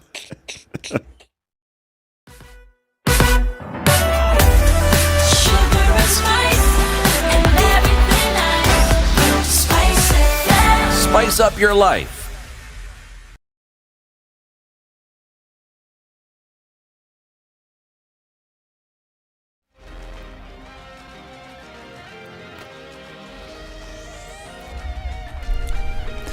Good morning, this is Newswire. I'm Dennis Aseto. Lawyer Miguna Miguna has thanked President William Ruto and his deputy Rigathi Gachagua for allowing him return to the country. Speaking after touching down at JKIA, Miguna said his deportation was illegal as he is a Kenyan. According to Miguna, his rights were violated and that he will be giving directives soon. Without this administration, I would not be back home. Sure. I am thanking His Excellency the President, the Deputy President and his administration, and everybody else who has worked tirelessly to make sure that my rights are protected and the rights of every other Kenyan. What has happened to me should never have happened to anyone else. A Kenyan-born citizen cannot be discarded, removed forcefully from the country, and banished in a foreign land. He is expected to attend the Mashujaa Day celebrations at the Uhuru Gardens Memorial Park and later attend a state luncheon at State House Nairobi following the official invitation by President Ruto. He will later travel to his village in Ahero, where he will pay his last respect to his relatives who died while in Canada. President Ruto's government removed the restrictions on Miguna on October 2nd and allowed him to return to the country as promised during the campaigns. Now, the Ministry of Health has confirmed a cholera outbreak after the detection of 61 cases in 6 counties. According to the Acting Director General of Health, Dr. Patrick Amoth, Kisumu County reported 31 cases, followed by Nairobi 17 and Murang'a County 1 case. Kajiado and Nakuru counties confirmed 2 cases each, while Uasin Gishu has 8. Of the 61 cases, 13 are hospitalized, 8 were discharged, while 40 were treated as outpatients. He noted that the Health Ministry has since documented response activities, including field investigations, enhanced surveillance, laboratory testing, case management, risk communication, community engagement, and environment sanitation to help manage the outbreak. Dr. Moth added that the ministry was also putting all counties on high alert, pointing out that the ongoing drought may worsen the outbreak. And the newly appointed Directorate of Criminal Investigations Director Amin Mohammed Ibrahim has pledged to serve with integrity and professionalism while adhering to Kenya's constitution. Amin also stated that he will work to lead the DCI in order to reduce crime in the country, such as graft and money laundering. He promised to work with other security agencies to achieve his goal within the confines of his mandate. This is a new chapter for the DCI, and I want to promise the President and the people of Kenya that we shall not let you down. I'm ready for the task and ready to lead the DCI to deal with the challenges of our time. I will endeavor to lead the DCI in the most professional manner and adhere to the supreme law of the land, the Constitution of Kenya. We shall also endeavor to respect human rights while being firm and fair as we stick to the mandate given to the Directorate.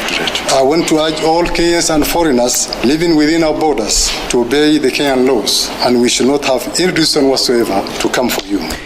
The National Police Service Commission had shortlisted 10 candidates to fill the position of Director of Criminal Investigations, left vacant by George Kinoti's resignation.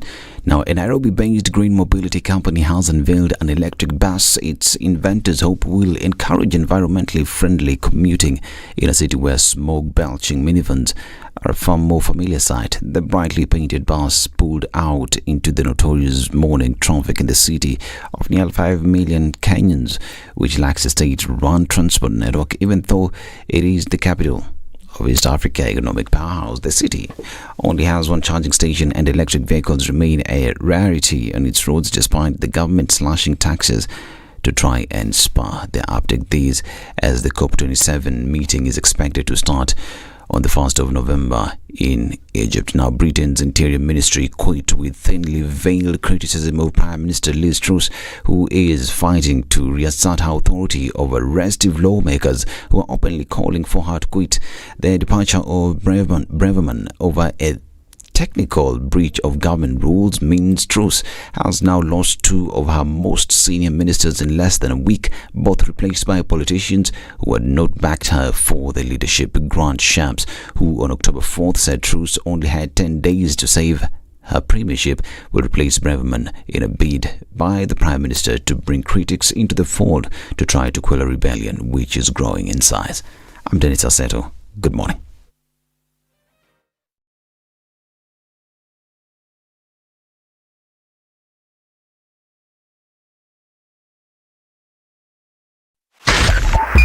.5 Spice FM, Kisumu. Not having too much of an issue with traffic this morning. I think we're looking at Nairobi streets and moving along fairly well.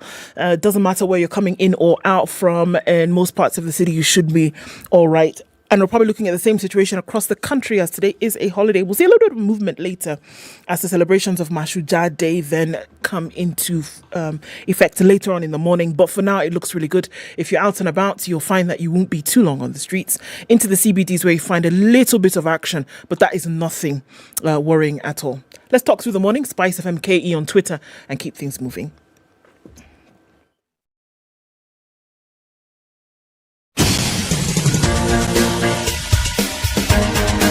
This is the Situation Room, the home of hard-hitting political commentary and penetrating insights about the state of the nation. This is a talk radio experience like no other. The Situation Room, a place for hard truths, debates, and elevated conversations. The Situation Room, witty, political, engaging, deep, controversial. In the room, we have C.T. Muga, researcher, academic, seasoned political observer, a fountain of wisdom in these politically uncertain times. Ndu Oko, Nigerian by birth, Kenyan by choice, communications expert, Pan-Africanist, a truth seeker and believer in people power, and Eric Latif, agent provocateur, the man in the chair, seasoned journalist, news hound, a man who believes in punching up, not down.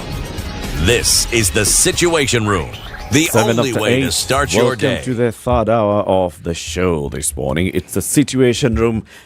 We're live on Spice FM, on KTN Home, on YouTube and on Facebook. Speaking of the room, there's the room. TheRoom.com, which is excited to bring you highly skilled talent from across the globe, rigorously vetted and trained freelance software engineers, cloud developers, financial analysts, and administrative talent vetted for you, custom to you, working for you. The organizations that have gone to the room and actually found workers there: AWS, Google, Upstream, KPMG, Goldman Sachs, Meta, Standard Bank, Apple, BCG, McKinsey & Company, Ernst & Young, EY, Vodafone, Microsoft, L'Oreal. All of them have gone there and found pure, good, well-trained, well-vetted technical talent. City, the proverb is still from Somalia. It still is. And tomorrow the proverbs will still be from Somalia. Okay. A wrong decision is worse than a drought. A wrong decision is worse than a drought. Consequences are more far-reaching than the drought. Indeed. Okay. It's a very deep one. But we maybe are thinking just about too literally about it. Yes, I think it's a good place to start. Think of it literally. And then the extrapolation comes later and say, okay, fine. What are some of the harmful effects of a drought? The ravages of a drought. They cause this. Remember yesterday, while in Kilifi, we were looking at, we kept talking about the drought because we were right in the eye of the storm. Here we are in Kilifi, and parts of Kilifi are experiencing some extreme levels of the ravages of this very same ecological phenomenon called a drought. Okay? And we're saying that if you look at it with reference to some of the findings of our research organizations like Calro, saying surely whether it is drought-resistant grass, now I'm going to be facetious here, or drought-resistant cows, okay? The point being, there are things that can be done, but clearly they were not done. And that's why we're talking about the ravages. Now, if you cannot understand that livestock, to those communities for whom it represents, see the singularity of their wealth, you have a drought, you've actually wiped out the people's inheritance with that one drought. Now, if an area hasn't had rain for 4 years, not a month, what do you think will happen? You'll get a dust bowl. And then one has to ask the question, the forest cover in that particular country. So when you're talking about the decision, think about the decision of planting trees. You don't plant trees, but you cut them. You reduce forest cover. What then do you think happens? That's the decision that you made. We talk about drought. The drought doesn't happen on its own. We contribute to it. Yeah. So, Kenya has a number of national days that are marked as national days. Yes. We've got Madaraka Day. We have Mashujaa Day. We have Jamhuri Day. Those ones are properly marked and recognized as national days for commemorating big things that have happened in this country and also looking forward. Then we have other days, for example, when the president goes to address Parliament as is required by law and constitution, give a State of the Nation address to Parliament once a year and all these others. So this is the first time that President William Ruto will be speaking to the nation and to the world in a national day as President of the Republic of Kenya, Commander-in-Chief, Head of State, President, Commander-in-Chief of the Defense Forces of the Republic of Kenya. It's also just coming at a time when his cabinet secretary nominees are being vetted by the National Assembly. It's coming at a time when a list is going to be presented to him by the Public Service Commission for people who are suitable to serve as principal secretaries in his government, coming at a time when also the same Public Service Commission has asked people who would like to become CASs to apply. That's being challenged in court, but the PSC says we shall continue until the moment when we hear what the court says. Okay, he is forming government. He is starting his administration, his tenure in office with all the promises that he made as a campaigning candidate. And now the promises that he's saying, I want to start fulfilling these promises as the president. This is the first time, basically, he's going to talk to the country and say, you elected me. I have assumed office. This is my plan for the next 5 years as your president. We already heard what he told Parliament. This is what I hope to do with my government. And this is what I expect to get as support from the National Assembly. But now this time, he's coming to talk to the nation. Among the things, of course, that people expect to hear from him is, boss, you promised hustlers some goodies. Where's the hustler fund? We expect to hear about that. You promised farmers that you're going to support them. Where is that support? You signed several charters with the counties and with other interest groups. The teachers, you promised things to the teachers. You promised things to the women. You promised things to the youth. What are the promises? What's the plan? What's the implementation plan like? When do we start to reap the fruits of your presidency? This is what is expected from the president. Of course, he could easily spend like half of his speech telling us about, Yeliondwele, Yasipite. You remember the kind of persecution that we went through. You remember the kind of mismanagement. Remember there used to be a plan. There was a plan, for example, called the Big Four that was then, hijacked by others because of personal interest. Remember we had started doing this and the other. Remember we had talked about agriculture and the support for agriculture. Remember. He could spend half an hour half his speech reminding us about that. Not that we have forgotten. But then what we want to hear more of is, so now? What are we going to do? The word you use that actually fits perfectly into this equation is plan. Plans by their nature have timelines. This is what we said. Yes. Our plan to achieve this is this. And this is where we start. And after X number of days, weeks, months, please come to us and ask us where we've reached with this plan. And the plan also has to have an implementation start date. So on this day, we are supposed to be moving forward with starting this process. And it's supposed to take X number of days, months, years. Yes. It's like the expressway. We saw it starting. We were told, expect the expressway to do this and the other by this point in time. Mm-hmm.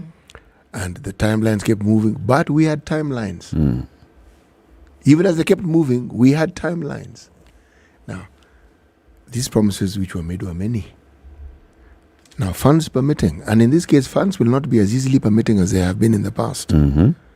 Because two things. One, we clearly are under the supervision of Bretton Woods organizations. And as a result of that, we will have ideas of what we want to do and how we want to do it, but they will have a very big say in how we even do those things. Yeah. Very huge. That's number one. Yeah. So even as promises are made, let's be cognizant of the fact that the previous government operated on what you may call a carte. Is it carte blanche or carte blanche? Carte blanche. The E is silent. The E is silent. Then why do they have it? Don't worry. Okay. Carte blanche. Okay. Now, this government will not have that carte blanche. That's number one. Yeah. Universal politics right now is not what it was with the government of Uhuru. One could argue Uhuru's government had the challenges of implementing the constitution. And it was a real challenge and a genuine challenge. Yeah. Now, this particular government has a bit of those challenges, but it has challenges that came about as a result of what the previous government acquired in trying to fulfill their mandate. Yeah. Chief of which is the debt portfolio. Yeah. Which we are told arose as a result of the programs that the government had predominantly. Yeah. So even as we talk of the promises, I would argue that we talk about it, but let's have a huge splash of reality dousing this particular flame, because they are political promises, and we must honestly look at political promises for what political promises are. This is the promise. Now, what is genuinely and honestly implementable? We will give school-going children food. Okay, good promise. Sawa. What is actually possible? What? And by when? Yes. You know, just come up with a plan that says by when. And because this would be this is the time for the president to actually address the nation and say, this is the... He launched the plan when he was launching his manifesto. Yes. Now, people have given him the mandate, and he has the instruments of power to implement that plan. Now, what we should expect to hear from the president is timelines for this plan. Timelines. All right, timeline number one, I've already started implementing with the release of fertilizer that is going for this retailing at this price. He's still continuing to promise. He was the other day speaking to the people of Kirinyaga and saying, mtaona hii fertilizer, the one that you need for rice production, coming down at this point. When? Yesterday, he was in Ongatarongai. The day before yesterday. Day before yesterday, sorry. Yeah. I lost some time.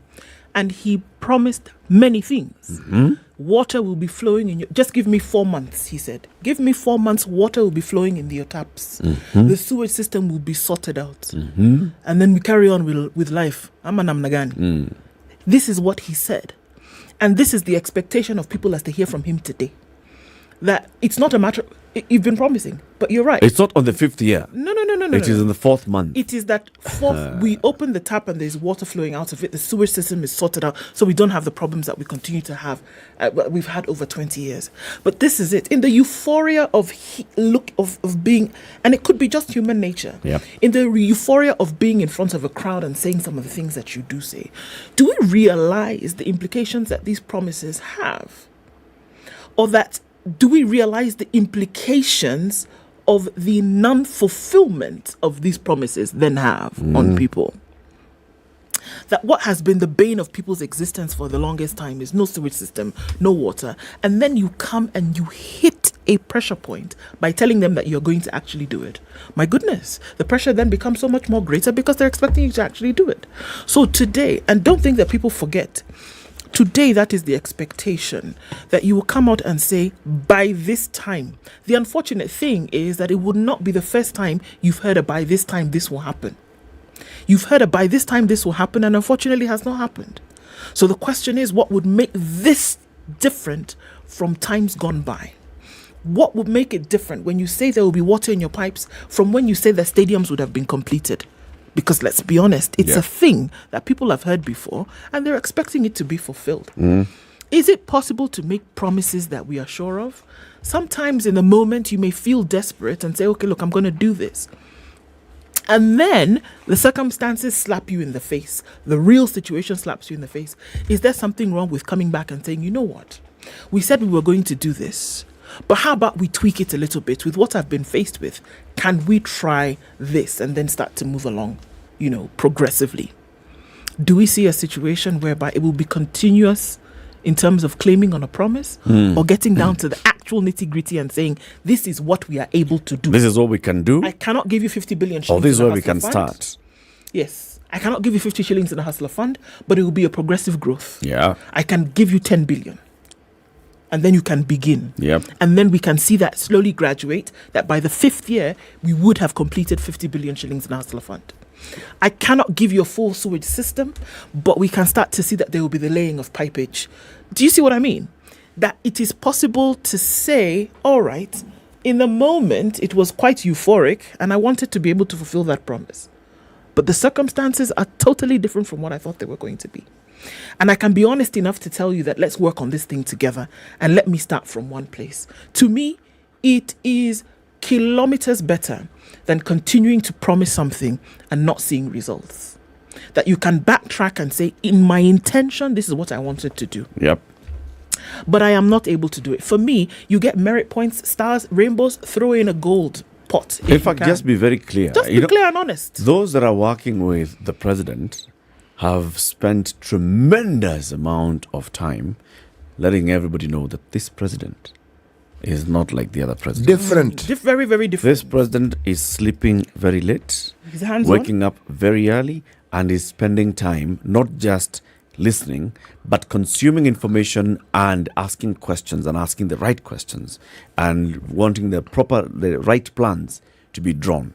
So what I expect to hear from President William Ruto today is the plan. Don't give me the plan for the 5 years, Mr. President. Give me the plan for the next 1 year. Say, this is the plan. You have seen me roll out the fertilizer subsidy that is working on supporting farmers. So the fertilizers that have so far been distributed are going to X number of farmers. That is far short of the total number of farmers we have in the country. This is a plan for the other farmers. This is a plan for the livestock growers. This president is one of the largest, and he has told us himself, one of the biggest poultry farmers in the country. There are other poultry farmers in the country who don't have the kind of resources that he has. They want to know, what is the plan? So, okay, you are giving farmers fertilizer. Our problem has been feeds. The people who are also in livestock breeding, livestock rearing, they want to know, what is it? Farmers are not just those who are involved in crop development. Even that those that are in livestock are farmers. What is the plan? When you talk about fertilizer, what are you saying about feeds for the other farmers? I'd like to hear that from the president. The other things that he started, so the support for the micro and small enterprises, the Hustler Fund. The other day he said it's coming in December. Okay? So I expect to hear from him. Between now and December, we will create awareness on how you can access this fund, where you can go to get this fund, if there's any registration that's required so that you can start preparing yourself to access the fund, go to this certain office here and there so that you can, by December, when the fund is ready, you shall also be ready to receive the fund. All those things, when he talks about manufacturing, yesterday he was talking about manufacturing in the country. So this is the plan for manufacturing. What is it for the first 12 months? What are we expecting to see in the first 12 months? This is going to be the document upon which we will judge him in a year's time. You promised to do this when you assumed office. When you first spoke to us as president, having spent some weeks in State House, this is what you said you are going to do. Have you achieved it? Don't come and tell us about, we discovered that there's only 93 bob. Sawa. But what's the plan? What's the plan for the 93 bob? Yes. You know, the planning within the framework of an accountability setup, you look at the situation this government finds itself in, and I'm saying despite the dreary picture that I painted, it's an opportunity. It's an opportunity to set new standards for accountability. Agriculture is under the Ministry of Agriculture.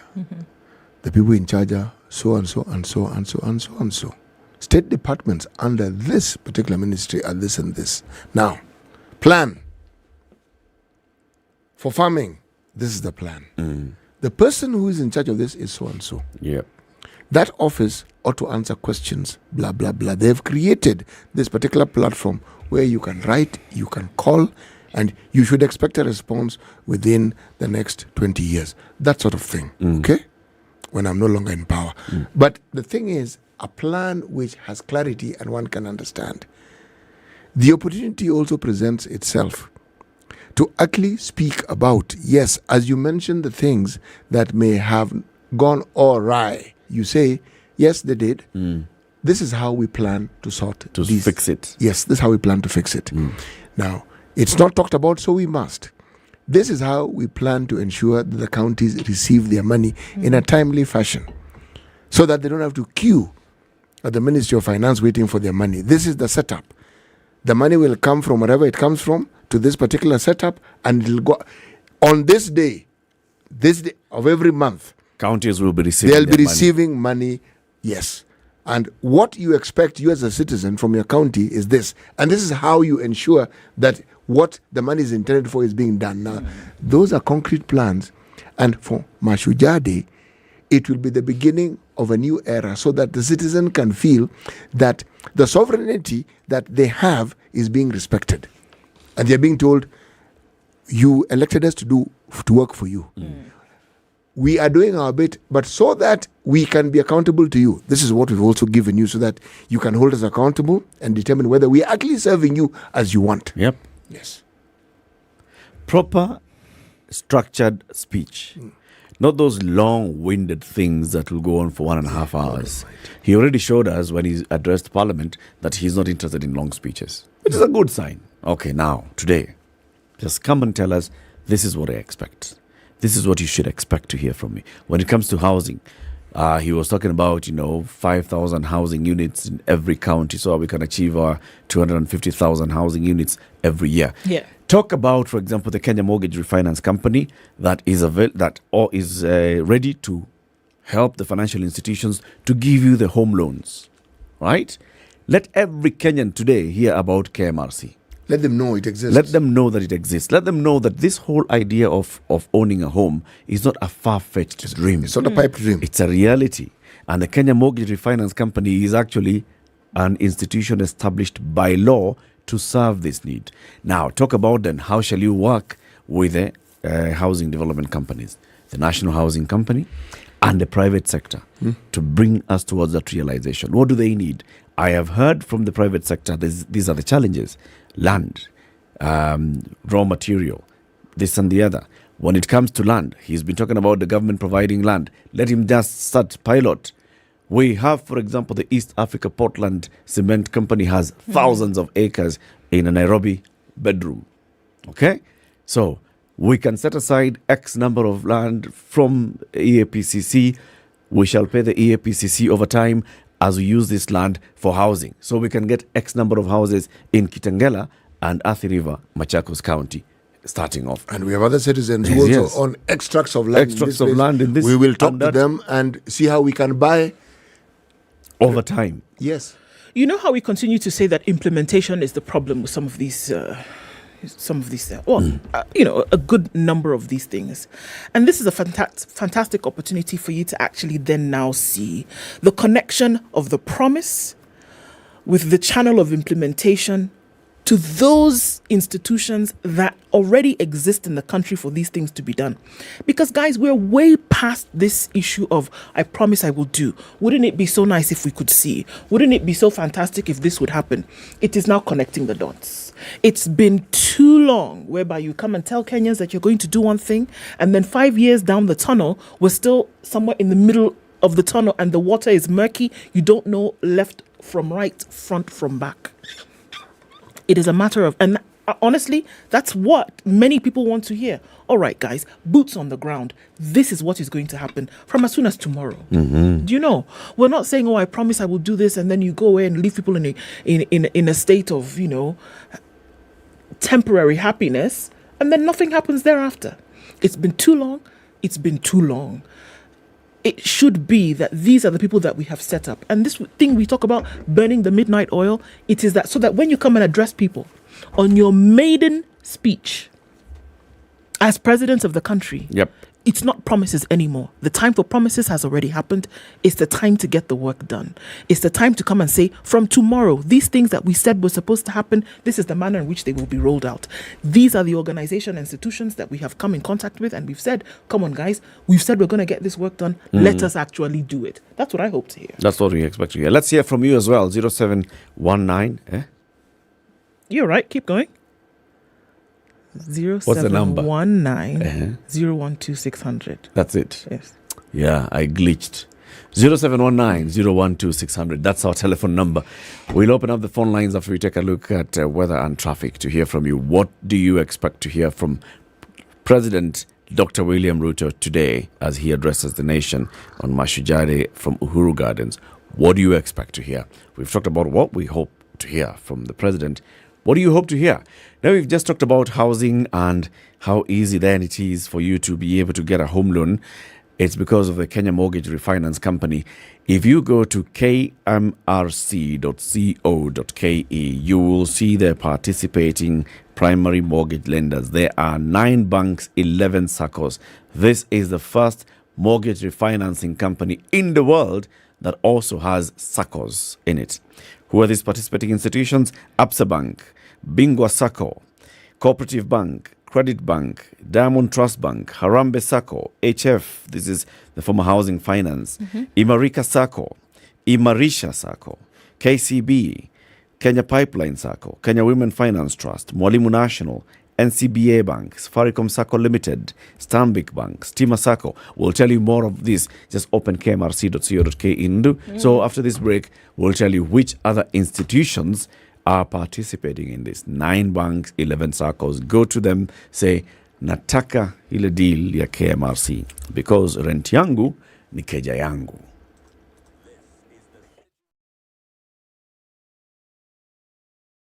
The adults in the room.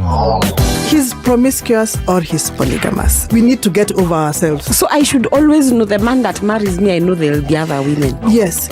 The relationship you have with yourself is the foundation of the relationships you will have with other people.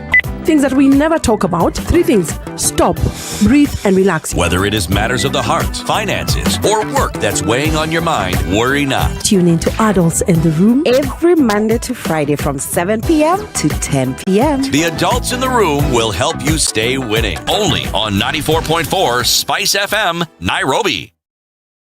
Can you dig it?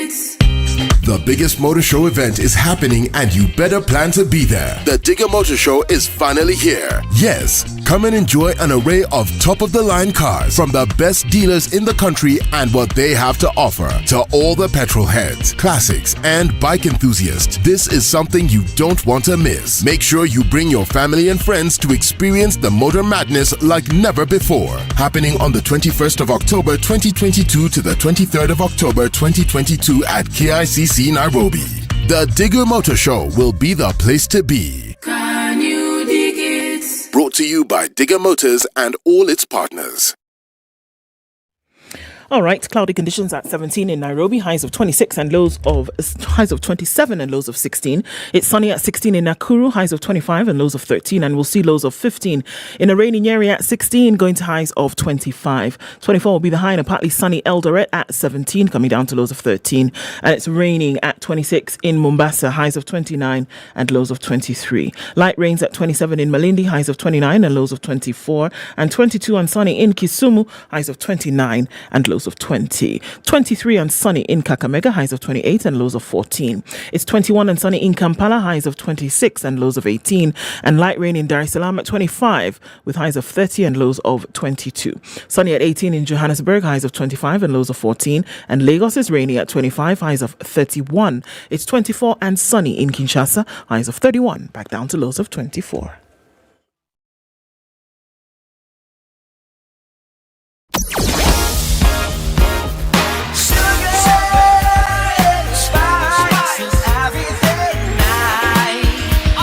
traffic situation in Nairobi today. We're looking at movement, and it seems to be all right because of Mashujaa Day, where everybody is not in most parts of the city. That means traffic is not a problem today. We'll keep an eye on things through the morning. Let us know what's going on where you are. We're seeing some action into the city. We will likely see some action. Where is it today? The celebrations? Uhuru Gardens. So there might be some movement along Langata Road later on, then going out through towards Karen. But we'll keep an eye on that. Let us know what's happening where you are. SpiceFM KE on Twitter.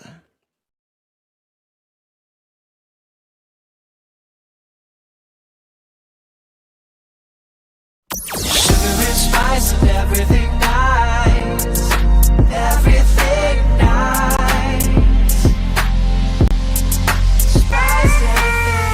Spice up your life.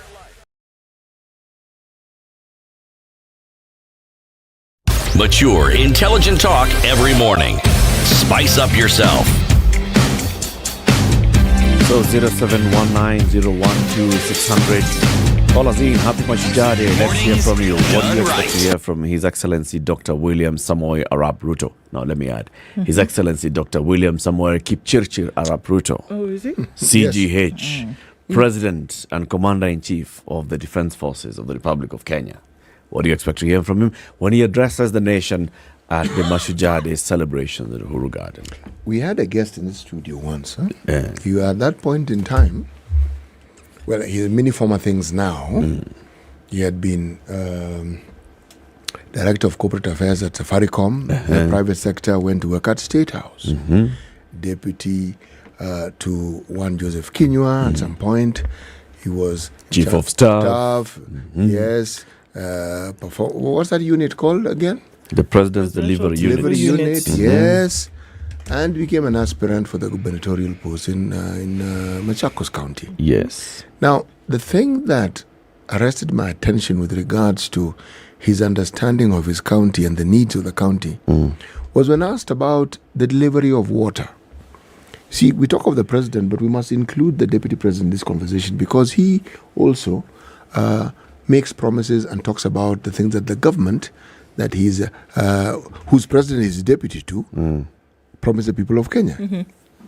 And he talked about sources of water within Machakos County, progress that has been made thus far, progress yet to be made, how it is that is being done and by whom, and the timelines within which that was to be expected. And he went the length and the breadth of the county, one by one, by one, by one, by one. Now, I am saying this. When you make promises of water, there has to be a source that water is going to come from. Yeah. So you need to know it. Yep. And you need to tell people, it's from this water source and this water source. Yep. The process is going to be this. Now, you see, that's credible. Blanket statements of what will be done and by when, inadequate. Completely inadequate. Give us the detail. Yes. We can handle details. Yes. Surprise, surprise. Let's go to the phone lines. 0719-012-600. Joel in Kericho. Salama sana my friend. Iko namna gani? Maisha iko sawa kabisa Joel. How is Kericho? Hapa salama kabisa, hatuna neno, tunashukuru Mungu anasaidia, tuko salama. Hapa Mashujaa Day Edition. Kabisa. Sasa hii mambo na mbolea bana, ningependa Mheshimiwa Rais anapohutubia taifa ni ile mambo na mbolea asipeleke kwa hizo masiri. Unajua hii ikiweka kwa siri, jamaa wa waziri wanasumbua sana. Aje? Wanasumbua na process mingi sana unapata ndio upate hizo mbolea. Umeenda? Nisiaenda. Wanasema nini? Wanasema ujaze hii form, ulipe hii, uende, ukuje siku gani? You know? So ukienda hiyo siku unajaza form, hautapewa mbolea hiyo siku? Uwezi pewa, unajaza form, unalipa, alafu unaenda. Si unakuja sijui siku ngapi. Ai. Alafu kuna makaratasi hapo wanakupea, unajaza sijui kilomita ngapi. Ya makaratasi. So ile kitu iko tu, ungepatia tu county commissioner wasimamie ndio ikuwe chap chap. Ukilipa unapewa. So ikuje kwa county commissioner.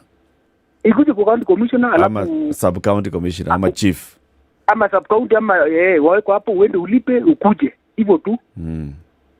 Kisha tu ujazo waambie uende hivi, mara unaambia unajaza hapa, ukitoka hapo unaenda ofisi nyingine, mwenye wako hapo hayuko, unaambia ungoje. Hapana, hiyo inachukua muda mingi bana. Ulipewa mbolea sasa finally? Bado sijapewa. Na umeitisha gunia ngapi? Sorry? Umeitisha gunia ngapi ya mbolea? 2. 2 peke yake? Nimebeba 7,000. Ai. Na umengoja siku ngapi? Siku 4. Ai, pole bwana. Asante. Pole. Asante sana Joel. Juma in Mombasa, good morning. Juma, hi. Hi. How are you?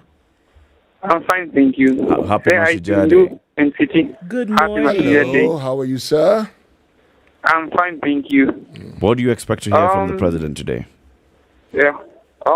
Let me talk about myself. I'll not use the word we because I'm giving my own opinion. Right. One area I would like him to report to us on the progress his administration has made in reducing the cost of living. And the other area, I would like him to come out clean and tell us if he is reforming the independent institution to work independently or he is simply restructuring them to serve his own interests. And the other area, I'm a bit worried. I'm told Miguna is back. I'm not sure if it is true, but if Miguna is back, we like him to assure the opposition if they'll be free to air their opinions, there'll be political tolerance, or he's just allowing Miguna to come back to his tunes, or Miguna will be back to air his views, criticize his government while serving the interest of... So you want the president's commitment to the observance of the rule of law? Yes. Okay. Because I have a feeling, Eric, I'm sorry, can I say something? Go on. We have seen the changes being made at the DCI. We have seen the recent court cases being dropped by the DPP. We have a feeling that the president is simply restructuring these institutions to serve his own interests. We can't trust in that he is doing it for the benefit of the public. So he needs to come out clean and tell us what he's doing. If he's really interested in serving the interest of the public or serving the interest of his own people. That's true. Thank you, Juma. Thank you. Have a good day. Karanja in Naivasha. Eric, do any city Muga. Good morning, Karanja. Yes, happy Mashujaa Day. I'm very fine, city Muga. Yes. Now, I think there is a backlog of questions to me. Given the fact that now the guy is on that seat of the presidency, isn't it? Yes. Number one, me, I'm a farmer. There is a lot of meandering. You go, you have this letter, you go as if you are renewing your ID, maybe a passport or anything else. And this is just to acquire fertilizer, to access fertilizer. It's only to acquire fertilizers. Why do they do that like this? They bring it to the retailer, to the people who are retailers, the farmers, the agrovet or the agrovet. At the nearest agrovet shop. Yes, and tell somebody, it's your money, go and buy. Then you go and do your shenanigans there. Now, number two, there is this problem of insecurity. Places like Baringo, places like Pokot, places like Laikipia, people keep on talking of this cattle restoring. What is the menace of this cattle restoring? He addressed that issue. Because I believe the people who are on this game of the cattle restoring is not the people who think. Do you think somebody like me can go and steal cattle in Laikipia or maybe in somewhere like Pokot? There are people who use this sophisticated weapon, my friend, and we know those people who have those bigger ranches there. Number three, Eric Ratif. Yes. There is this issue of the Hasra Fund. Yes. He can use the circles. There are people who are in circles. Because he said he will round this money on 1st of December. And I think hazard fund, you cannot go in town and ask it. Do you need hazard fund? It is something that needed to be looked at. So that is not something that he said. Maybe a hawker can go and have the hazard fund in the market only. Okay. Isn't it? That's true. Yes, those are the issues that I could ask the president to articulate on them. Thank you very much. Duoko and City Muga and Eric Latif. Cheers. Happy Karanja. Thank you very much. John Joroge. Good morning, Station Room. Good morning, John. Happy Mashujaa Day. Happy Mashujaa Day to you too, Shujaa. How is Mombasa? Mombasa is kind of humid. Mm-hmm. Yes, the heat is coming back. Okay. So my point is this. Kenyans, we have come of age. And we want to be told the truth. We'd rather deal with the truth rather than be told with the things that we know or the president knows that he can't deliver. For instance, I'd like him to clarify the issue of fuel. Because I believe there was a levy which was slapped on the prices. Yep. It's called the petroleum. The subsidy. It's called the Petroleum Development Levy. 5 shillings 20 cents. So if that subsidy was removed, subsequently the levy was supposed to be removed too. It wasn't. Then about the issue of fertilizer. The Russia said there was some kind of fertilizer it gave to Kenyans. Yet Kenyans are buying the same. So those are one of the things that I'd like the government or the president to come clear and tell the people. Because it's so sad for you going around the country telling people what you do to them only for it to be hot air. It's not fair. It's not. So let him be truthful to the Kenyans. He tells the people what he can deliver and what he can deliver. That's true. Thank you, John. That's all. Thank you very much. Claire in Kawangware. Yeah. Happy Mashujaa Day. Okay, my take on the happening is that, or my expectation is that, Yes. at least the president should address the issue on anger. Over the recent days, umeona venye watoto wamekuwa ikiapen especially in Kisumu. Yes. That means the Kenyans are very hungry. The first thing that we should do is at least to lower the cost of the food so that even a family can afford a single meal in a day. Okay, another issue there is this thing Juma said that he is asking us why Miguna Miguna is back in the country, about probably the safety or something like that. Yeah. Miguna Miguna is a Kenyan. Assuming that he has no Canadian citizenship, where will they take him? So, at least he should face the law like other Kenyans, but supporting our fellow Kenyans is not the right thing for the government. True. And it is not the right thing for us citizens to be asking, kwa nini anakuja? He is a Kenyan. He's a Kenyan. If he have citizenship, tungempeleka wapi? Hakuna. If it is killing him, then let the Kenyans kill him. But deporting a fellow Kenyan, it is not a solution to the problem. Yeah, that's true. Let him face the law like other Kenyans, if that's the take. True. Thank you, Claire. Happy Mashujaa Day. Happy Mashujaa. Maloa in Magarini. Thank you. Good morning. Good morning, Maloa. How are you? I'm doing good. We were in a neighboring constituency of yours. In fact, you are just far, not even 100 kilometers from where I am. Of course, we were not. 100 kilometers is just a short distance. It's walking distance. It's walking distance, we were told. Many a times. Nduoko always ask, where is Magarini? Now, I wish she could have just make it and I only Mali Magarini is. I showed her Magarini from the plane. You did what now? I mean, the direction which you are flying, you're already told. If you look to the left. So again, before you leave to Nairobi, I should bring you salt. That's the only resource we have around. To Nairobi already, Bana. You're back in Nairobi? Yeah. Yes. But we'll come back. We'll come back for salt. We'll come back and visit Marafa. Thank you. Yeah. Tell us about your expectations of the president's speech. Thank you. Okay, so far, according to me, there is nothing good to smile about.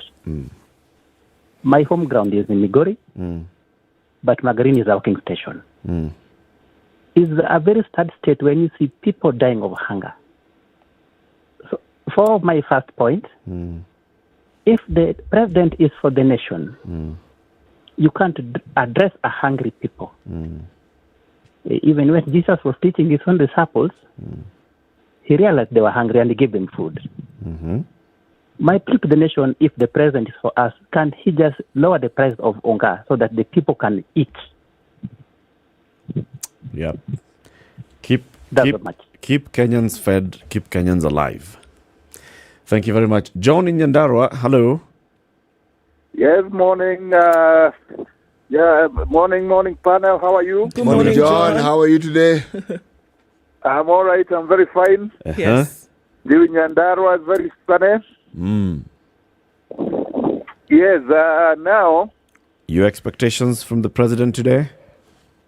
What I expect the president to address is regarding the hunger that is affecting our country.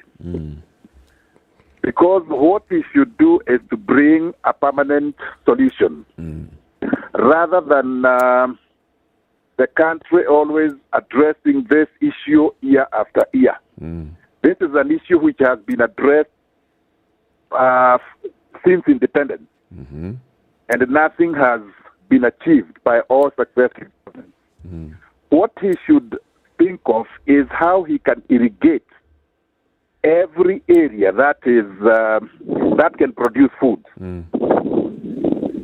so that food production should not wait for rainy season. It should be always, just as they did in Kirinyaga. Kirinyaga River Dam is a good example of what they should do all over the country. And this issue of shortage of food would become a thing of the past. Will be history. Secondly, I expect him to address the issue of education. We should not be experimenting on our children from this system to another system always. For instance, when we were in school, we were doing the same system with countries like Uganda and Tanzania. And we used to do an examination that covered the whole East Africa. By then, those people who did that system are people who have done very well in various professions. So I think we should think of going back to a system where we should cooperate system-wise with Uganda and Tanzania, and if possible, the whole of East Africa. So have a unified education system. Exactly, a unified education within East Africa. Because if you look at the system that is in Britain, it has been there for many years, and all of us are always anxious to go and study in Britain. Do we have people who would be anxious to come and study CBC or 844 anywhere in the world? We don't. But we are all looking forward to go and study in Britain because their system is good. Their system has all the years produced people of resource. So we should be serious about the education of our children. We should not experiment on them. Thank you, John. So I expect the president to address that together with the issue of irrigation. Asante, John. Have a good one. Mohammed in Mwakijembe. Yes, sir. Good morning. Morning, sir. Waungwana naongezea na taji la mashujaa. Good morning. Assalamu alaikum. Alaikum salam. Maana baada kuwa nyinyi waungwana wa kila siku, pia mimi naonelea nyinyi pia ni mashujaa. Vile mnachangia mambo kila siku. Pia wewe ni shujaa, Mohammed. Pia wewe ni shujaa. Thank you. Mimi nashukuru, lakini ushujaa wangu kidogo unatashwishi. Wewe ni shujaa bwana. Kwanza tutakupatia leo hii, wewe tutakupatia golden hat. Mohammed, uamuzi huo tunakukabidhi ni sisi kuamua. Ikiwa wewe una maswali sawa kuwa nazo, lakini wewe ni shujaa. Mimi nashukuru, hata mkinipa bronze wacha gold pia nitapokea. Sawa. Anyway, gentlemen, yes, and the lady there. Yes. The other day, I was hearing Madam Samia Suluhu, the president of Tanzania, attending this Maulidi celebration, and she echoed my narratives exactly as if she was hearing me. May I ask, is she a fan of Spice FM? She must be. It was I don't know whether it's a coincidence or she's a fan of Spice FM. She's a fan of Spice, and she follows what you say.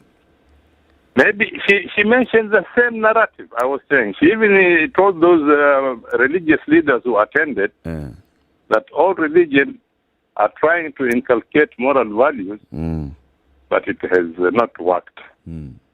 Please add more effort, and I will try from myself with my government through the Ministry of Education to come up with means on how to inculcate moral values in our society.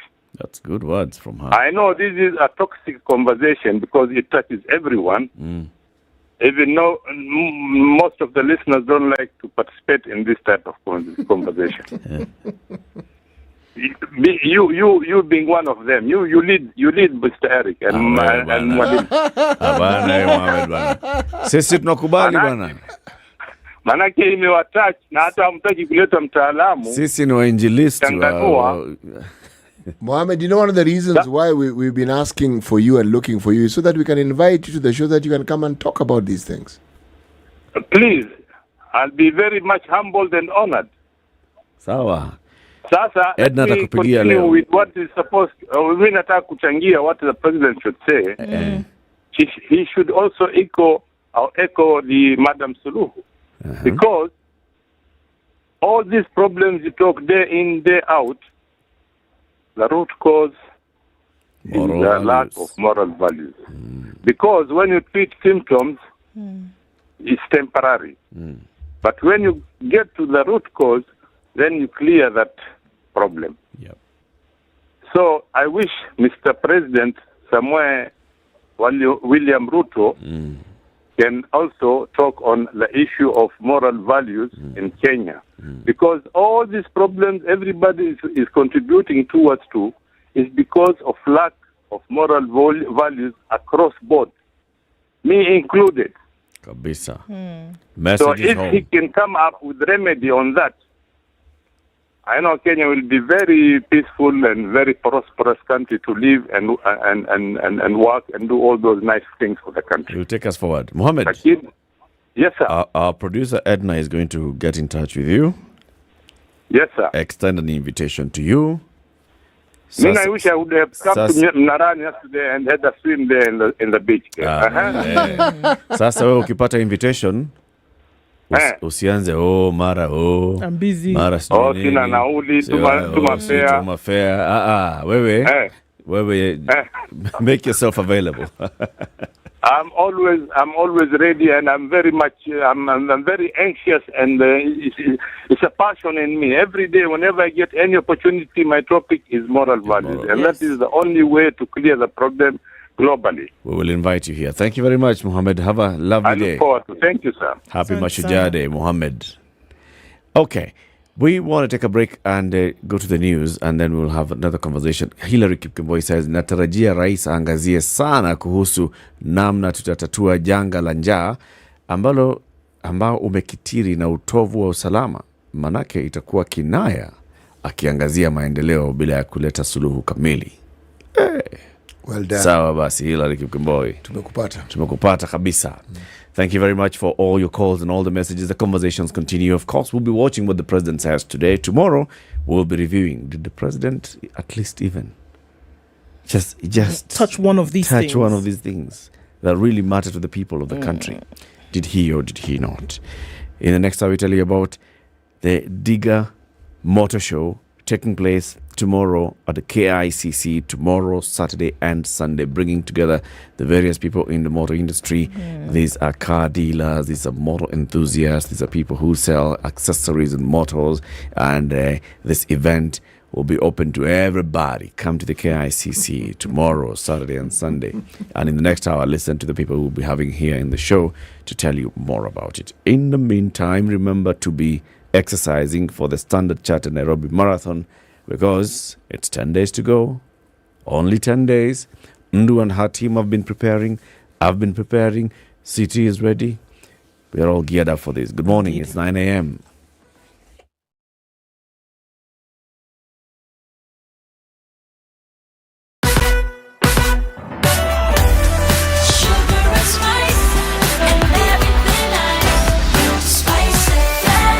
Buzz up your life.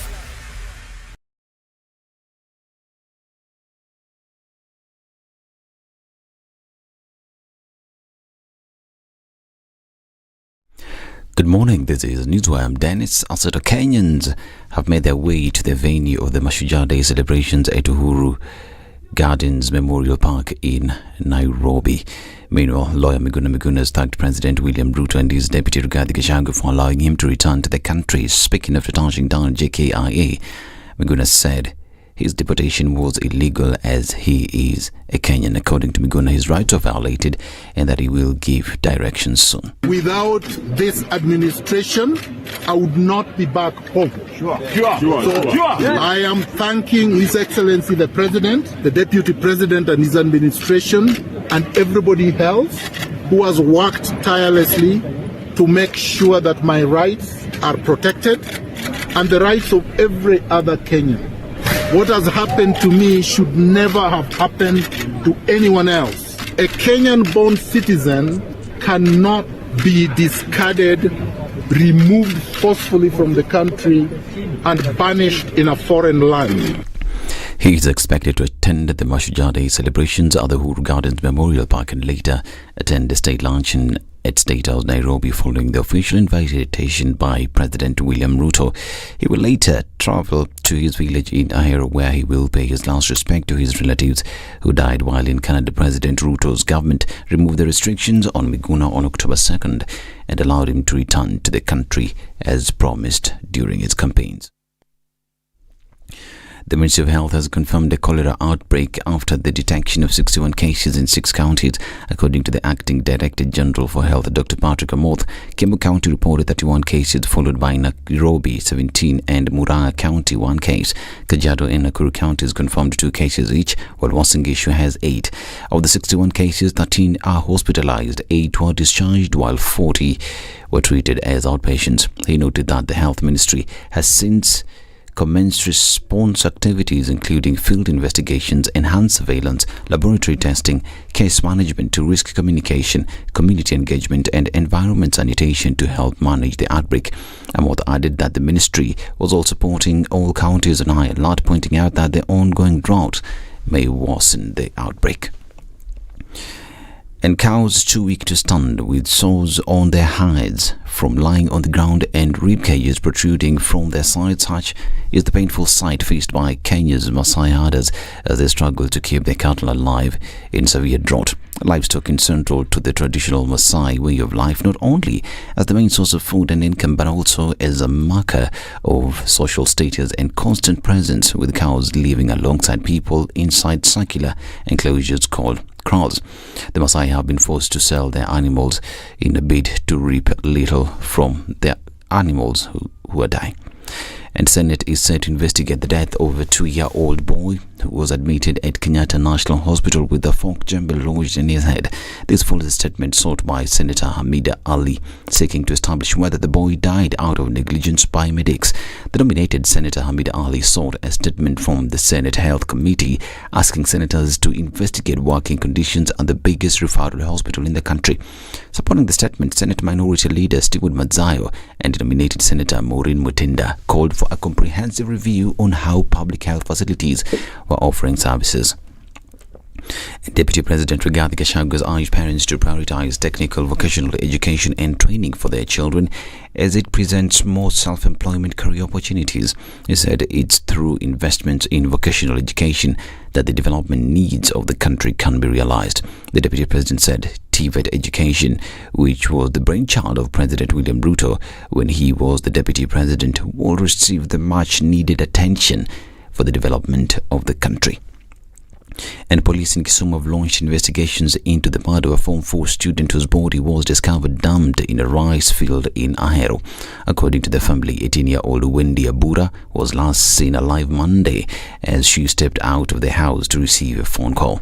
The family suspects foul play as the body had head and neck injuries with blood oozing from the ears. This is Newswire. I'm Dennis Aseto. Happy Mashujaa Day. Good morning.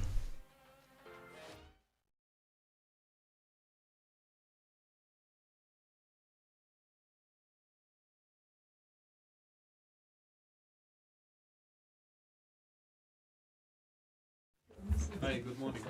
How are you?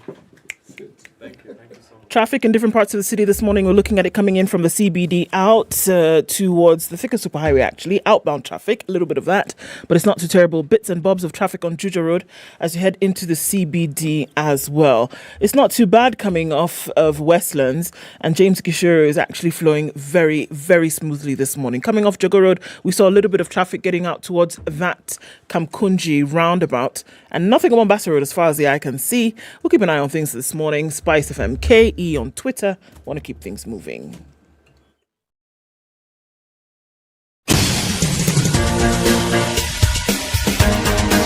This is The Situation Room, the home of hard-hitting political commentary and penetrating insights about the state of the nation. This is a talk radio experience like no other. The Situation Room, a place for hard truths, debates, and elevated conversations. The Situation Room, witty, political, engaging, deep, controversial. In the room, we have C.T. Muga, researcher, academic, seasoned political observer, a fountain of wisdom in these politically uncertain times. Ndu Oko, Nigerian by birth, Kenyan by choice, communications expert, Pan-Africanist, a truth seeker and believer in people power, and Eric Latif, agent provocateur, the man in the chair, seasoned journalist, news hound, a man who believes in punching up, not down.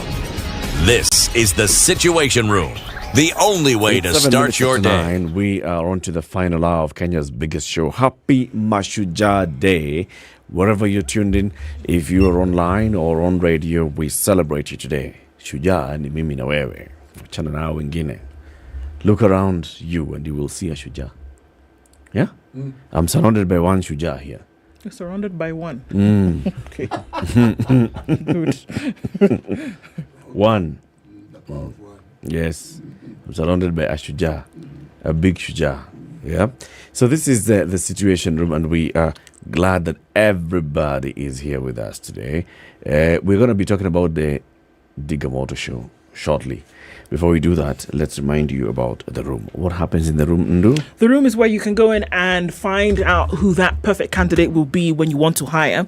They've gone through the process of making sure that people are well educated, learned, experienced, expertise, and skill, so you don't have to, sift through the thousands of people that have applied for a particular job. So through the Africa Leadership Forum, on that platform for education, folks have been trained, folks have been weeded out, all the information and expertise and skills and knowledge that they need to get, then presented for you. So all you have to do is get into the room and choose your perfect candidate, and they manage that for you. It's great. You don't have to go through all the sweat and trouble of looking for that right candidate. It's like done that. For you. TheRoom.com.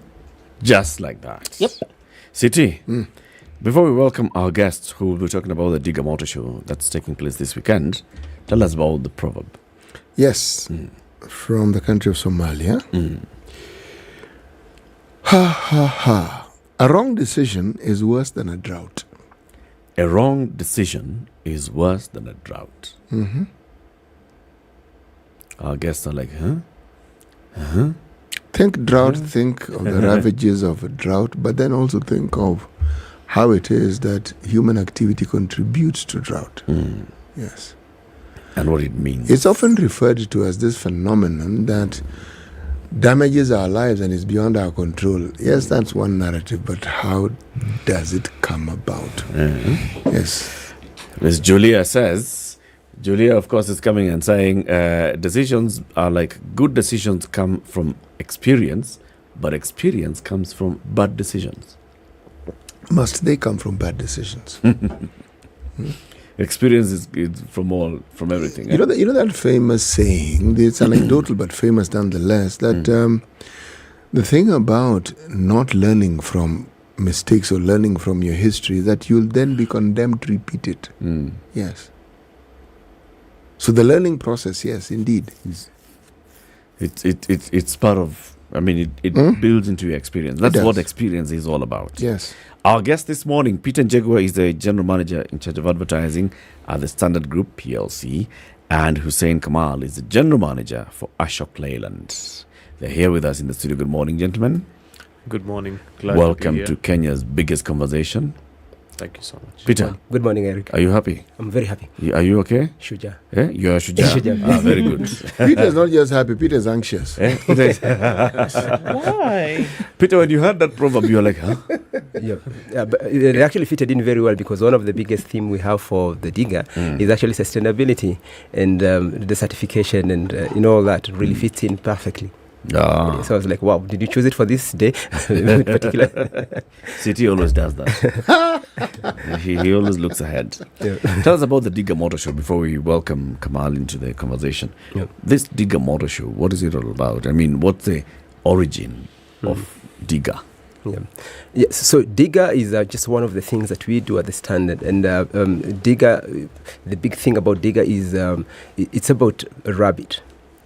And the legend of the rabbit, which is basically, I think, I don't know if you know, rabbit is kakasungura in Kiswahili. Well, now I do. Yeah. Yes. And kakasungura actually talks about being fast. The legend of the rabbit is really being very fast, of course, among other things. And Digger is that marketplace where you bring in the seller and the buyer. And for this particular case, in the motor show, we bring in all the sellers of the cars, all manner of cars, and all the manner of together, the buyers and the sellers together. So we thought of instead of them sitting in different places, why don't we have them in one particular place where they can come in and just exchange ideas and see all the new technologies and all the new things that are happening in the motor industry. That is the motor show. Motor industry. Motor industry. All motorized vehicles. Yep. Right? Yes. From pick to tracker to the big ones. Yes. Even tuk-tuks. Even tuk-tuks. And apart from just the ones that are petrol, then we're going into the other side with some that are actually electric. Right. Do you know you can have an electric motorbike? So it is going to be there at KICC, the electric motorbike. And up to the trucks where Mr. Hussein represents. So the big trucks, the small ones, the family, the need for speed, everything that is motoring. Tractors? Tractor Zippo. Even those are there? Zippo zote. And the tippers? Tipper Zippo. Even those are there? Zote Zippo. So anybody who's basically thinking about motor, come and experience them. Exactly. And we're actually looking at, for the most high-end cars, BMW is going to be there, Mercedes-Benz is there, Ford is there, all the high-end motor. And if you're looking for speed, Subaru Zamambaru, they are there. They're there. And then if you're thinking about family car, the Toyota, the Nissan, and everything, basically the entire industry is there. You talked about the trucks. So if you're thinking about Matatu, if you're thinking about maybe renewing your school fleet, then of course we have all the manner of buses, the Toyota buses, the Hinos, the Isuzu, the Mercedes buses, the Leyland buses. So we have the entire range. Speaking of Leyland and buses, before we come to Ashok Leyland, you'll tell us how it moved to Ashok Leyland. We just remember the Leyland big bus. Sure. The OTCs, right? And those are the buses. Right, Eric. Those buses, are they still in operation? Yeah, they are still in operation. The trucks are still very much around. Those which survive. There's a company called Rongai Transporters, just outside Nakuru, and they are amongst, or maybe the only company that scour the country looking for these grounded leylands, and they actually buy scrap, which is 50 years old or so, revive it, because they say that steel is not being made anymore. And they revive it, and you'll see the trucks on the road today. I see those trucks. Yes. I see the L. Yeah. I see the shape of the truck. Yes. But I've always heard that those guys have put a new engine, a different engine in that. No. It's actually the original Leyland engine. Yes. If anyone in Kenya wants to learn how to run a workshop, these are the guys who know how to do it. It's the Rongai guys. You've seen them, Ndu? I have. Those Rongai trucks. The green Rongai the green ones. Those trucks are like 80 years old or so. I mean, easy. So to see them on the road today is a testament. Isn't it wonderful to come across things that are older than myself? For you or us? What about myself? Okay. Self-preservation here. Yes. You mentioned something. I started laughing because, yes, the term turn boy the origins. Yes. It has to do, remember, I said, steering wheel, huge, how you clutch. We can talk a little bit about it. Okay, so back in the day, I mean, today trucks are so easy to drive. If you have a car, a driver's license, you'll still be able to operate a clutch, more or less, of course. Yeah, some of the basics are the same. Yeah. It's very easy to handle on your own. But back in the day, we are talking about before we had automatic steering and steering pumps and things like that, you're directly steering. Yeah, and so imagine at a standstill you have to maneuver a truck.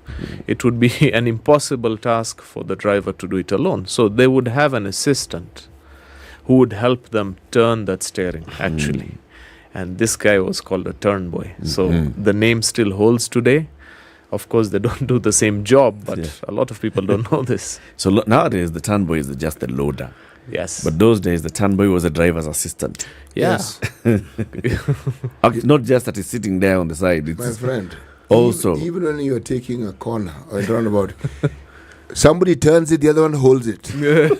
So that you turn it again and then they hold it. Yeah, that's right. But Leyland has then advanced over the years. Yes, Leyland has advanced over the years. Of course, you see there's what's known as emission norms, which have been adopted by all countries, most countries all over the world. Yeah. Kenya is now at the forefront, where we are now coming to what is known as the Euro 4 engine. That is Euro emission norms. They're already at Euro 6, basically. Yeah, we are just about to adopt Euro 4. I believe there's a court case pending, so by November it should be sorted out. But that means that, yes, technology is changing. These are now computer-driven vehicles or managed vehicles. There's a lot of recycling of diesel, which happens as before it actually exits from the vehicle, which means less pollution. And this implementation of Euro 4, of course, Leyland has long taken it up. For Kenya, it will be a new thing as far as Leyland goes. But it will make a huge change as far as environmental concerns go. So we are proud to be, of course, at the front of this. What are you selling now as Leyland? Do you still have the buses and trucks, or have you moved into other smaller motor vehicles? No, so Leyland does not deal with smaller vehicles. We deal with commercial vehicles only. And we are, though, you see, our brand name is actually Truckmart Africa, Leyland being one of the primary brands that we are carrying, but we are also moving into a lot of other areas. I'm glad you mentioned electric motorbikes. We are going to be showcasing our product at that event as well, which we developed. It's called Fika, and it's an EV, it's an electric motorbike, which we have launched, you could say in part, not really in partnership, but it's being funded by UNITAR. That's a branch of the United Nations, and KCB. Yeah, we just did the launch a couple of weeks ago. So we're also moving towards sustainable energy, renewable energy, basically. So what are you? Are you the manufacturers or just the dealers? No, we are actually the developers of this technology. Yeah, we have not yet reached a point in Kenya where you can manufacture electric motorbikes, but you can bring in the kit, you can manufacture, you can assemble, and we're actually manufacturing, say, 80% of the bike here locally in Kenya. That's the whole frame, the seats, everything, with exception to the battery, the motor, and the display and the tracking. But you've designed. Yes. So it's your design. What you do is you just bring in the battery, you bring in the motor, but you are the ones who've designed the efficiency and the operations of this engine. Yeah, absolutely. I mean, the R&D, we have been doing it for the last 3 years. And from COP26 actually escalated things. It made it like literally mandatory that every country has to make a push. The only ones, there's a lot of other companies who are in this platform as well.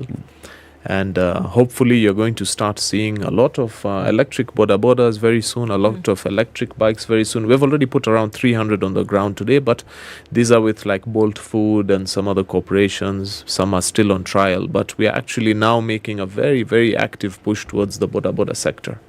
Okay.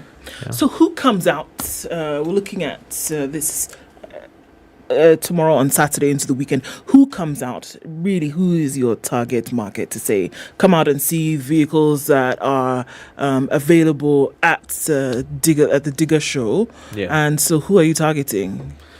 So, look, we have the commercial vehicles, of course. We are targeting anyone. The FMCG sector is massive in Kenya. So we have a product which meets every need, from a small delivery van, to Mobile restaurant. Mobile restaurant, There's we have a client known as Tronic. They deal in they import and distribute electronics countrywide. So they have used our vehicles to actually. It's a one of a kind. It's a mobile showroom actually, with all their lights, and so you can walk in. They travel all over the country, set up, and you can walk in, and it's like a container you're walking into, but you think you're walking into a showroom. So it's a very innovative approach. Oh, nice. Yeah, I've seen mobile supermarkets like what you mentioned. I've seen those done, I think, in South Africa. And I was so impressed by that. That's such a novel idea, that you could actually implement that very easily here. So FMCG is huge. Construction, construction has been really good. I mean, in Kenya, you can see buildings are coming up everywhere. The government has been constructing roads. So that is also a ready market for, our products, basically. I'd like you to talk about these Euro standards with regards to emissions. Yes. What it is that these standards are, how it is that they are measured, why it is that they are relevant, and when you move from 4 to 6, what exactly are you saying that you are doing?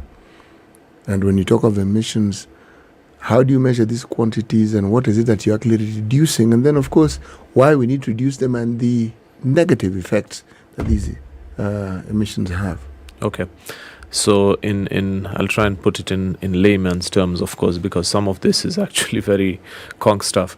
What happens is traditionally as a country, as Kenya, we have always been on the combustion engine technology that we have been using was not very different from what, say, Henry Ford invented back in the day.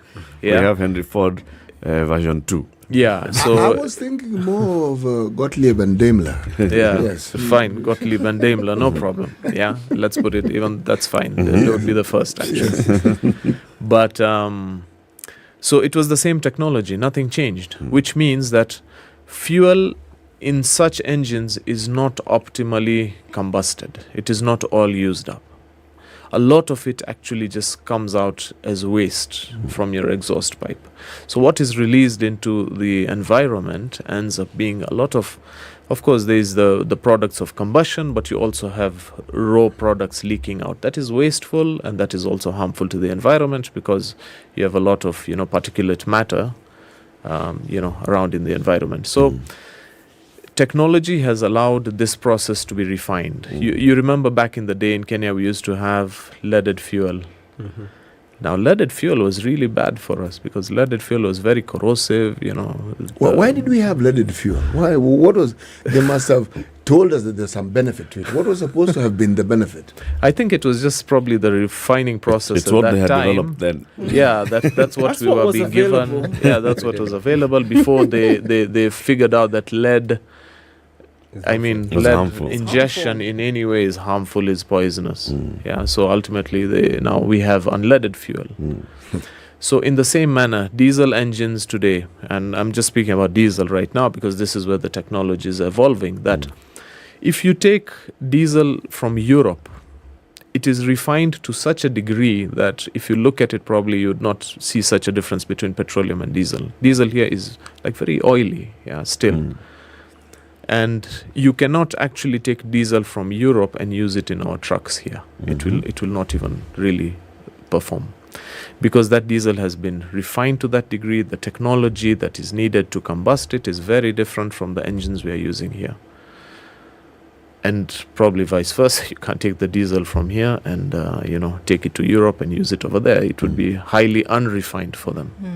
So that is the how far they have reached. And this is hopefully how far we are aiming to reach. The technology coming in now basically means that it comes with an EGR system, which is a recycling.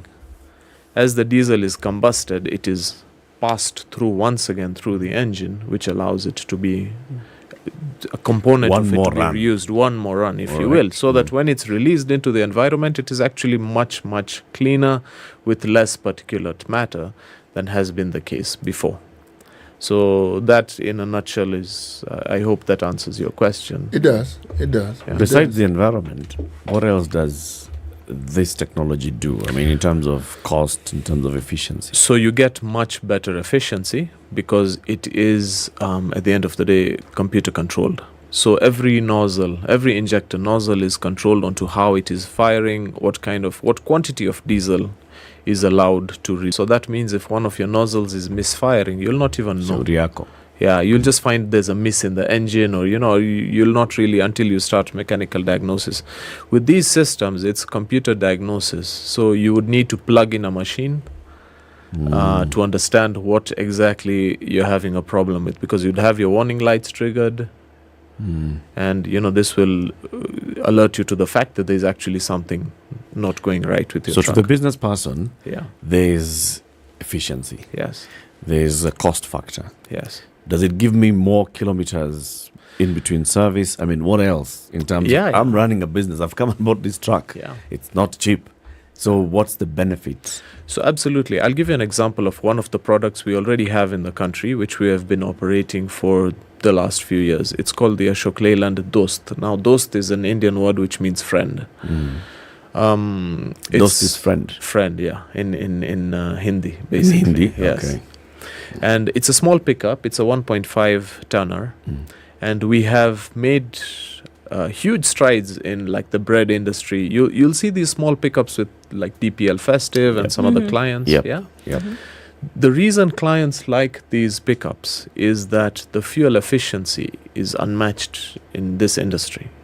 It gives, on the highway, it gives about 19 kilometers per liter. What? Yeah, and in town with traffic, it gives 14 kilometers per liter. And these are minimum, and this is actually proven. So, I mean, you factor it in against the cost of fuel today, where you have your other vehicle giving you 6-7 kilometers per liter in traffic, and we are doubling your efficiency. So that will come industry-wide in every application once this technology is implemented. That you will have much, much better fuel efficiency, which would help counter the high cost of fuel, which of course leads to so many other things down the line, because fuel is what is running our whole engine as an economy, basically. It's beautiful. No, it sounds good, and it's actually really good in reality. But I can never run away, and this is my conspiracy thinking coming into being. The business element in our discussions and the profit margins that must be looked into. Because when I look at technology, the advancements, and whatever technology does, the question I'm asking, the question that is in my mind is, at what point does the common good become a predominant process of thought? And at what point does the profit element, because it's business anyway, interface with this so that there is a balance? Because there has to be a balance. See, I'm looking at, when we're talking about emissions and the technology, and I was thinking, by the time something comes into the public domain for public for public consumption, what goes on before we get to that point are many things. And even when we say a model is unveiled, it's not the only model that's available. There are others. You look at the pharmaceutical industry, it's the same thing. They'll say the cost is attached to what we know the company undergoes in the R&D before it gets to. So we must recoup. Okay, now, public benefit. Ashok Leyland. Sure. How do they balance this? How do they ensure that when you get a product, you've balanced all the things that I've mentioned, and that I, the consumer, or the wannabe consumer, or the perhaps might be consumer, is in a position to know that, well, my interests are well taken care of? I think I understand what you're asking, and basically let me try and answer it in a way that I hope answers your question. This technology, once it is implemented, and a lot of questions are being asked about whether our current, I'll put it in a point, like let's say fuel. What happens to the older vehicles that are on the road? Yeah, because if you say we have a population of, X number of vehicles, and you're changing the entire fuel system, what happens to those so-called Euro 1 or, Euro 2 vehicles? Will they still be able to work with this technology? Or will they be able to work with this level of refined diesel? So this is something which the government, as far as we are concerned, have thought through, and Euro 4, the kind of diesel which will be refined will still be able to support those vehicles, so they don't become all of a sudden obsolete. There will be, of course, a time frame for them to still continue operating. Ashok Leyland has developed this technology. I mean, Ashok Leyland vehicles are already at Euro 6 technology, have been for the last. For them, Euro 4 is still 4-year, 5-year-old technology. You see, the challenge is the vehicles we are using right now are, like I mentioned earlier, at Euro 2. Manufacturers are not supporting this anymore. It's only countries like ours that have these requirements. Very few. So you would say African countries, maybe some South American countries. So the rest of their production chain, if they're selling 30 million vehicles annually, not annually, but if they have 30 million vehicles around and 5 million vehicles are what they need to support, for them that's a very small number. They're moving on. They're having to, because it's a whole different process. Assembly line is different, technology is different. You're now having to maintain old spare parts. Just for 5,000. Just for countries like ours, you see. And when you look at volumes, it's not really, you can't compare us to, a country like India, China, populations, Indonesia, Malaysia. You see, these are much, much higher populations. So they're having to sustain this old technology just for people like us who are behind by for the poor 10 years. Countries. Yeah. And I'm thinking, CT, even at individual level, the consumer is really asking those questions, public good versus my own personal benefit. And I'm looking, I don't know if you remember the days when, during COVID, when the shutdown, and you could actually, it was being said, you could actually see Mount Kilimanjaro or Mount Kenya from Nairobi. And so we are asking ourselves, what is our contribution to environment? And it's no longer just that very far away question. It's a question that is very close to us. So there's that public good of making sure the environment really works and it's functioning in a way it's supposed. But there's also now the other benefit of the efficiency. Now I'm consuming more than 10,000 worth of petrol in a week, or 12,000, 15,000. But if I get an engine that actually can be able to cut that, then for me, then it actually becomes now even individual good. So that connection of the two of them is really blurred now, such that then I would rather then go for that. And then the engines for those days were like, for example, if they were electric cars, they were really like, small contraptions that you could not use. Nowadays, they're really nice cars. They're really a car on, it's an app on wheels. Yeah. It's a really, really nice car. So that, the line between public and private is really being blurred and becoming one. Yeah, so as much as I'm pushing my own personal, I'm also pushing for the environment. I'm pushing for the planet also. For the greater good. Yep. Let's take a break at 26 minutes to 10. This is the Situation Room, Kenya's biggest conversation, talking about the Digger Motor Show that's taking place from tomorrow up to Sunday at the KICC.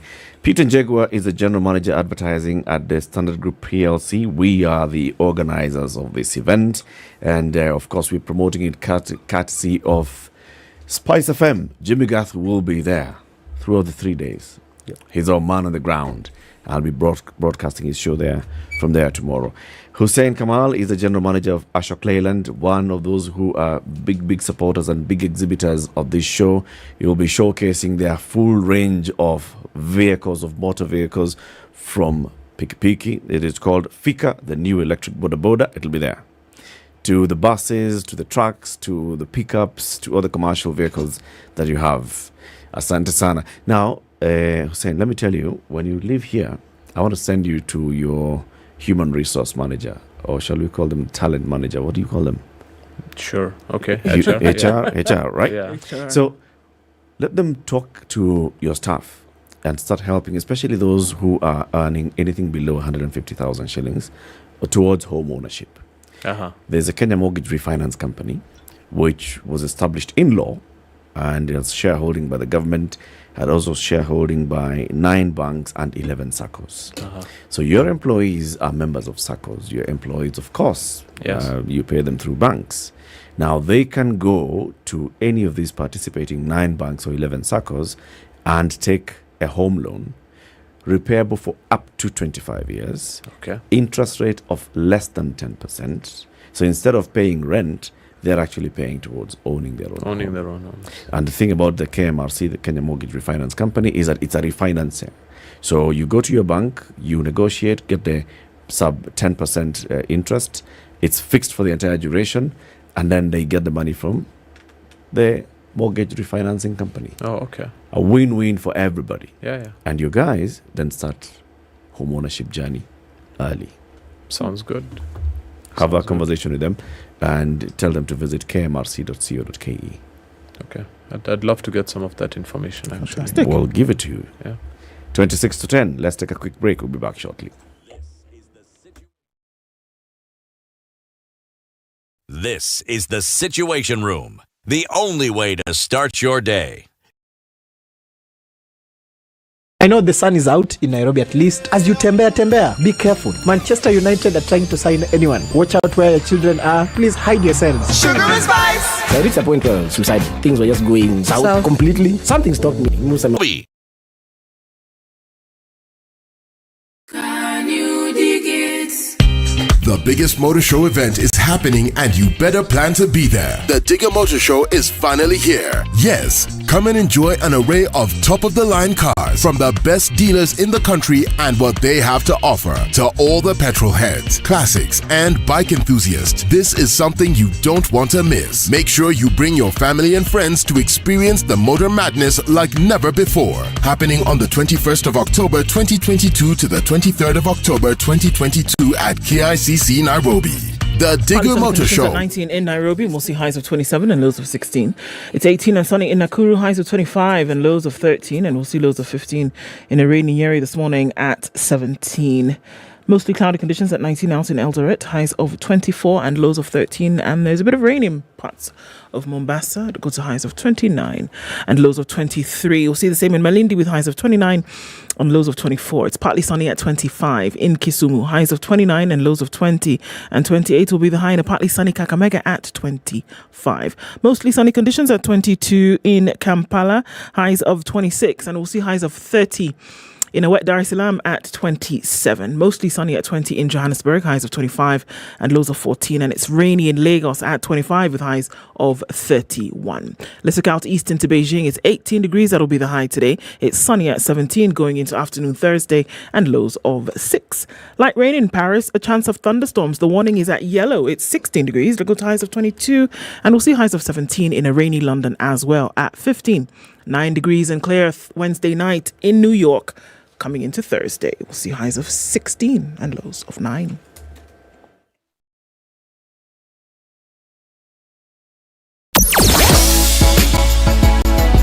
Sugar and spice and everything nice. SpiceFM. Spice up your life. All right, we'll see the trickle of traffic into the city as folks are heading out towards Uhuru Gardens in Langata. Langata Road is not looking too bad, not for now, but we're seeing most of the action into the CBD. A little bit coming off here and there off Juja Road and Jago Road, so that's to be expected. A little bit also off the Thika Superhighway, and folks can't stay away from Kiambu Road. Don't know what it is, but there it is. Coming out of Westlands, you all right, as well as James Gishuru and other parts of the city. So the action probably after 10 o'clock. Wait and see. Through the morning, talk to a SpiceFM KE on Twitter. Keep things moving this Thursday.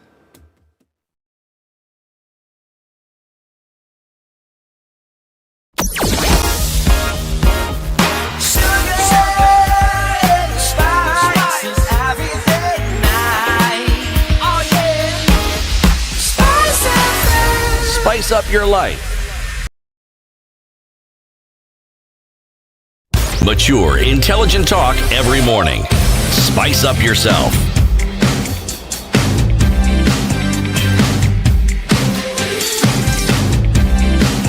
Mornings 10, the conversation done. continues with Peter Njegwa, GM Advertising at Standard Group, and Hussein Kamal, GM from Ashok Leyland, talking about the Digger Motor Show that's taking place this weekend at the KICC Courtyard from tomorrow, 21st October, to Sunday, 23rd October. Come and enjoy the motor show with great entertainment, courtesy of SpiceFM. Who's going to be there? Anybody in the automotive industry, dealers, car enthusiasts, asset financing agencies, car accessory providers, government officials, including policymakers, and all. So, Peter, how many exhibitors do we have? We have over 74 exhibitors. Hey. Those are- 74 many? Yeah, 74, Uh-huh. including the financials. So as you choose your car, there's the financial for you, banks, SACCOs, and microfinancials. So you can be able, the entire chain where you're choosing the car, you're looking at the car, and you have somebody actually even to finance you for it. Yeah. So there are people who are selling brand new motor vehicles. Are there people who are also selling second-hand motor vehicles, used cars?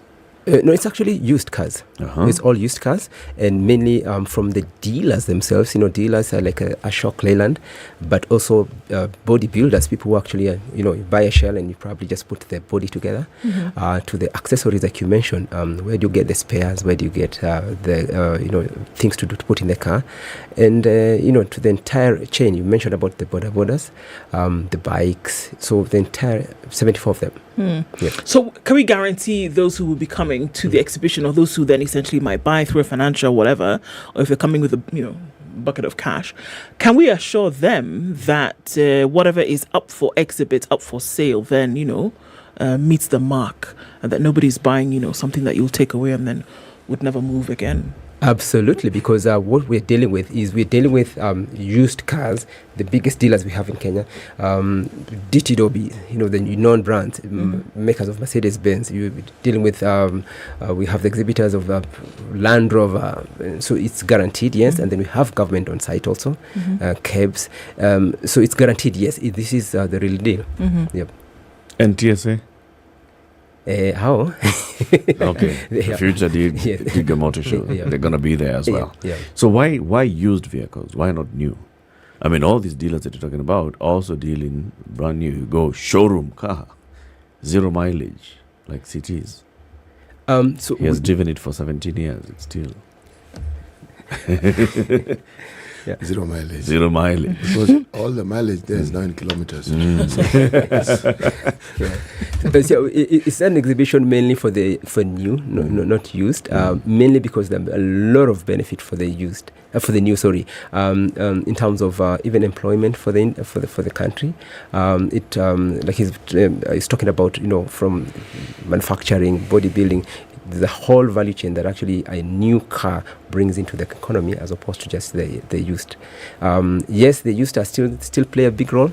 Yeah, but this exhibition is mainly just around the new. It's for new. Yes. Earlier you had said used. For new. But let me ask, since we are talking about this, NTSA don't feature KRA?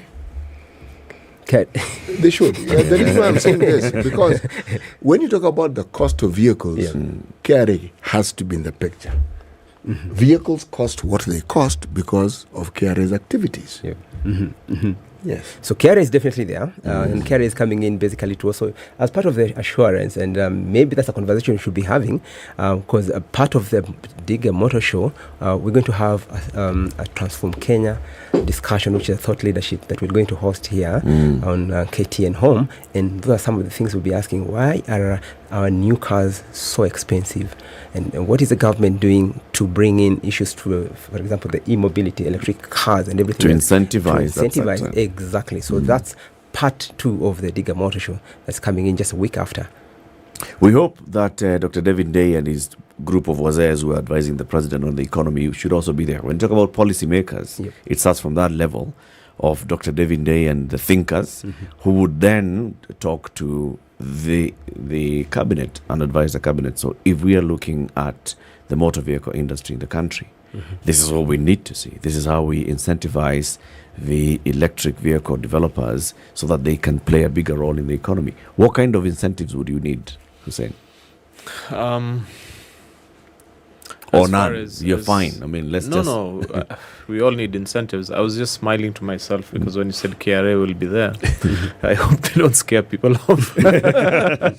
Well, No, but it's good that they're there. It's important for public participation and engagement at all levels, obviously.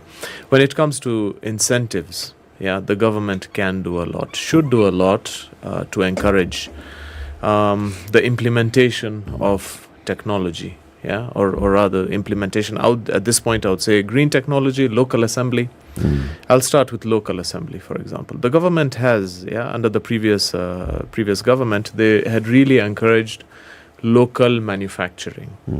So to the point where if you're importing CKD kits, those are knockdown kits which are going to be assembling locally. You get a huge benefit on, excise duty and all of that. There are items which the government has flagged that can be manufactured locally. So if you're bringing in those items, you're charged tax on them. An example is batteries, tires, things like that. Back in the 80s, literally when we used to do local assembly for brands like Peugeot and Toyota and all these others, almost everything was, all the fitments were manufactured locally. Tires, seats, all the whatever fabric, Batteries. upholstery, batteries, everything was manufactured locally. Over the years, unfortunately, a lot of these industries went down.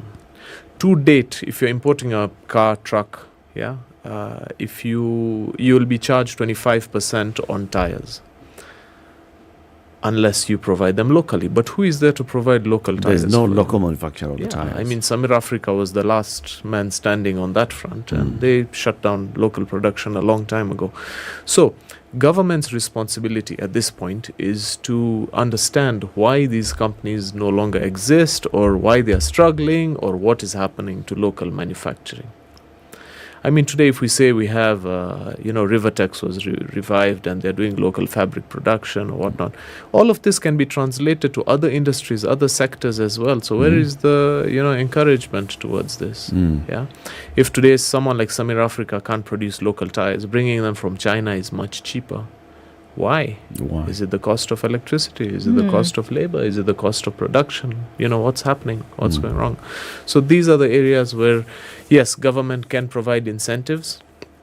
My take is always that incentives should also, encourage or locally empower the population. Let us build up our capability to manufacture locally. If you look at what COVID did, if you look at what's happening in the world today with, the war in Ukraine, is there a reason why bread, the price of bread should go up? A country like ours, agricultural backbone, and we cannot produce wheat. That is a shame for us. Sufficient wheat for our own so bread that consumption. translates to every industry, that we cannot become an economy based on importation of goods. We have to become an economy that produces goods. So empower local industries, those who are willing to do it. Yeah, but so maybe, really that is that.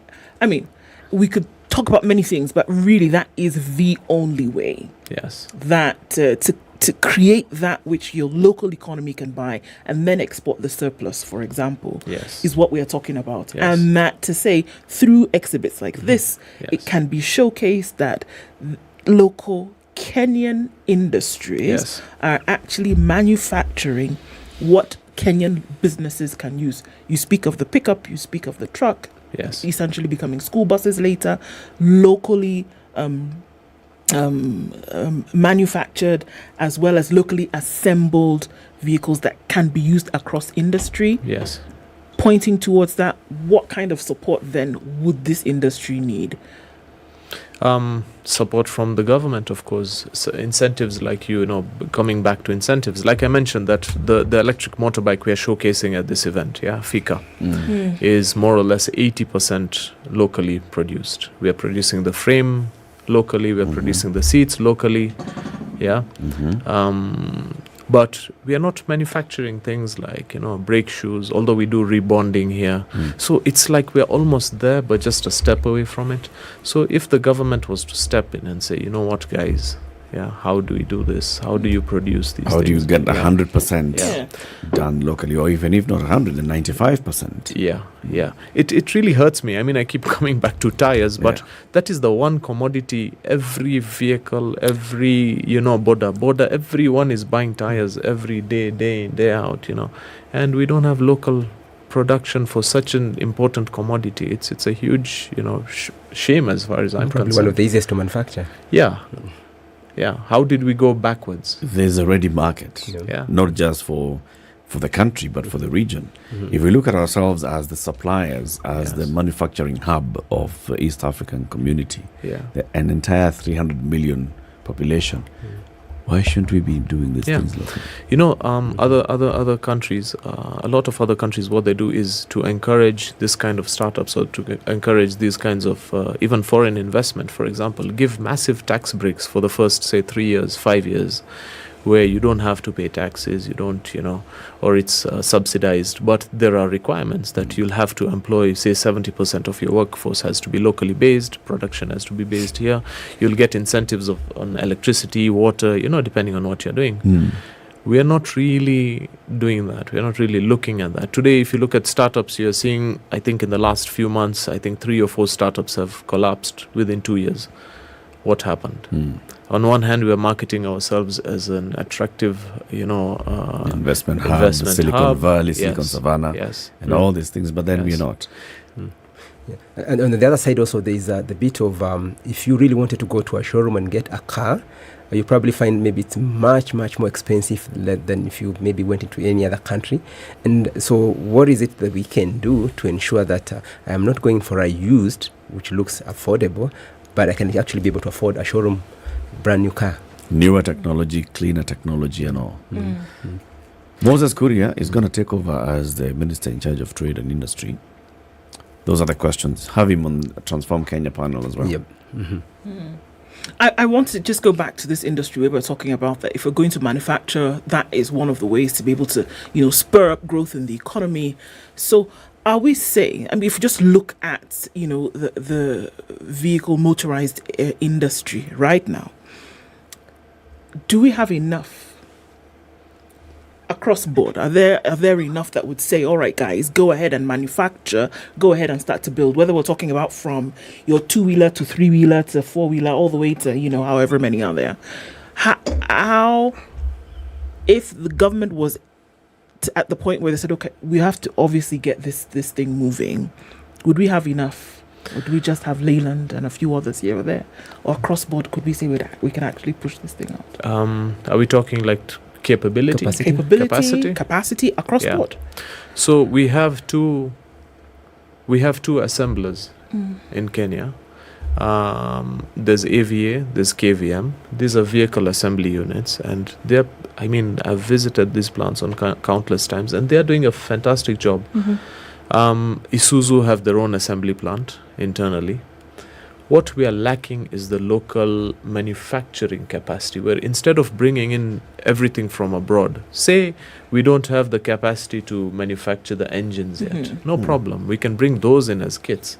But what if we can manufacture the rest of the vehicle locally? There's a company called Mobius. They had started this a few years ago also. They had launched. They doing? So interestingly, the Mobius 1 and 2 are manufactured locally. To the best of my knowledge and understanding, the last Mobius 3 now these are kits which are being brought in from China to be assembled locally. So it went from local production to, once again, local assembly. Yeah, so what went wrong? These are the guys who need to be asked. But what happened, you see?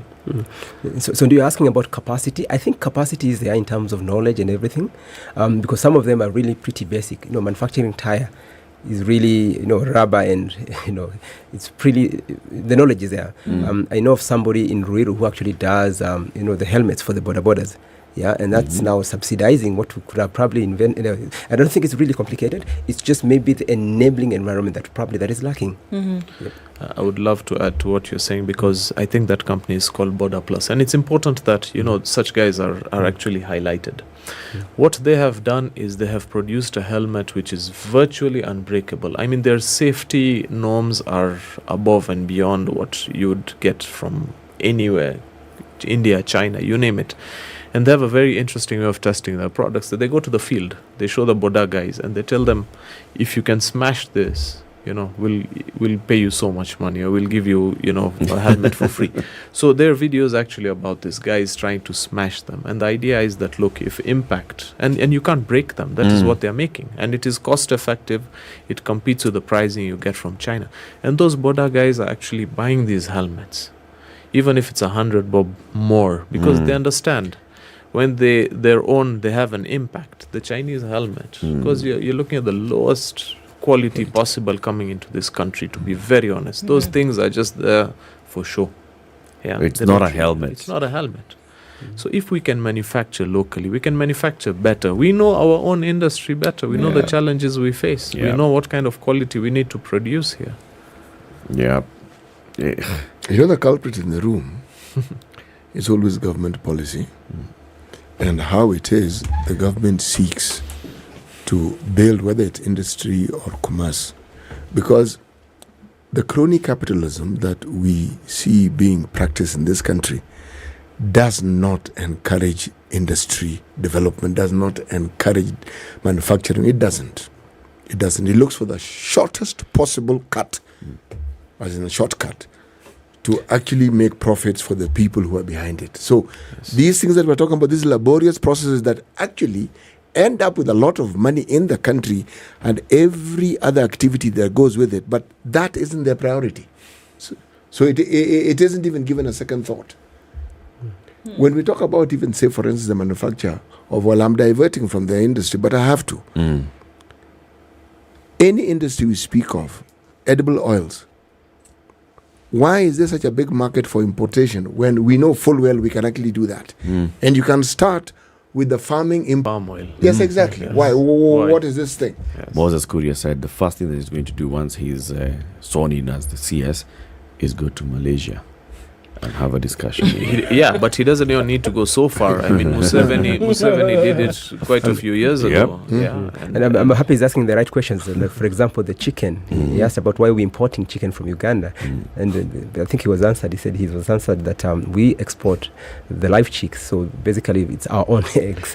Remember, in the time of President Moi, all these assembly plants we speak of, okay, we ourselves got to a point where we even showcased a car that was produced locally. Now, surely, I mean, you build on such gains, or you partner with people who probably understand this better than you, but with the time, the knowledge becomes localized and you're able to do the very thing that those people were doing. Yes.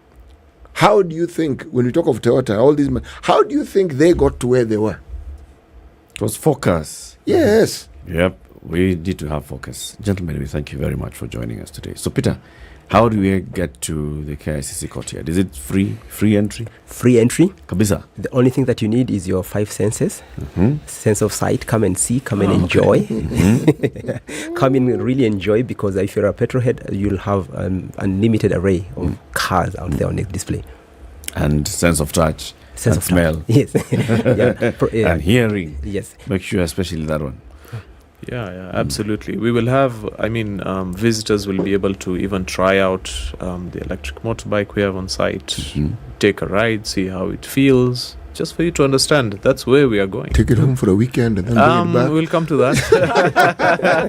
Test driving. Yeah. We also, by the way, on the commercial trucks, we also provide demos. We do believe in what you're talking about. Nice. That for a client to understand the product he's going to use, he must experience it. He must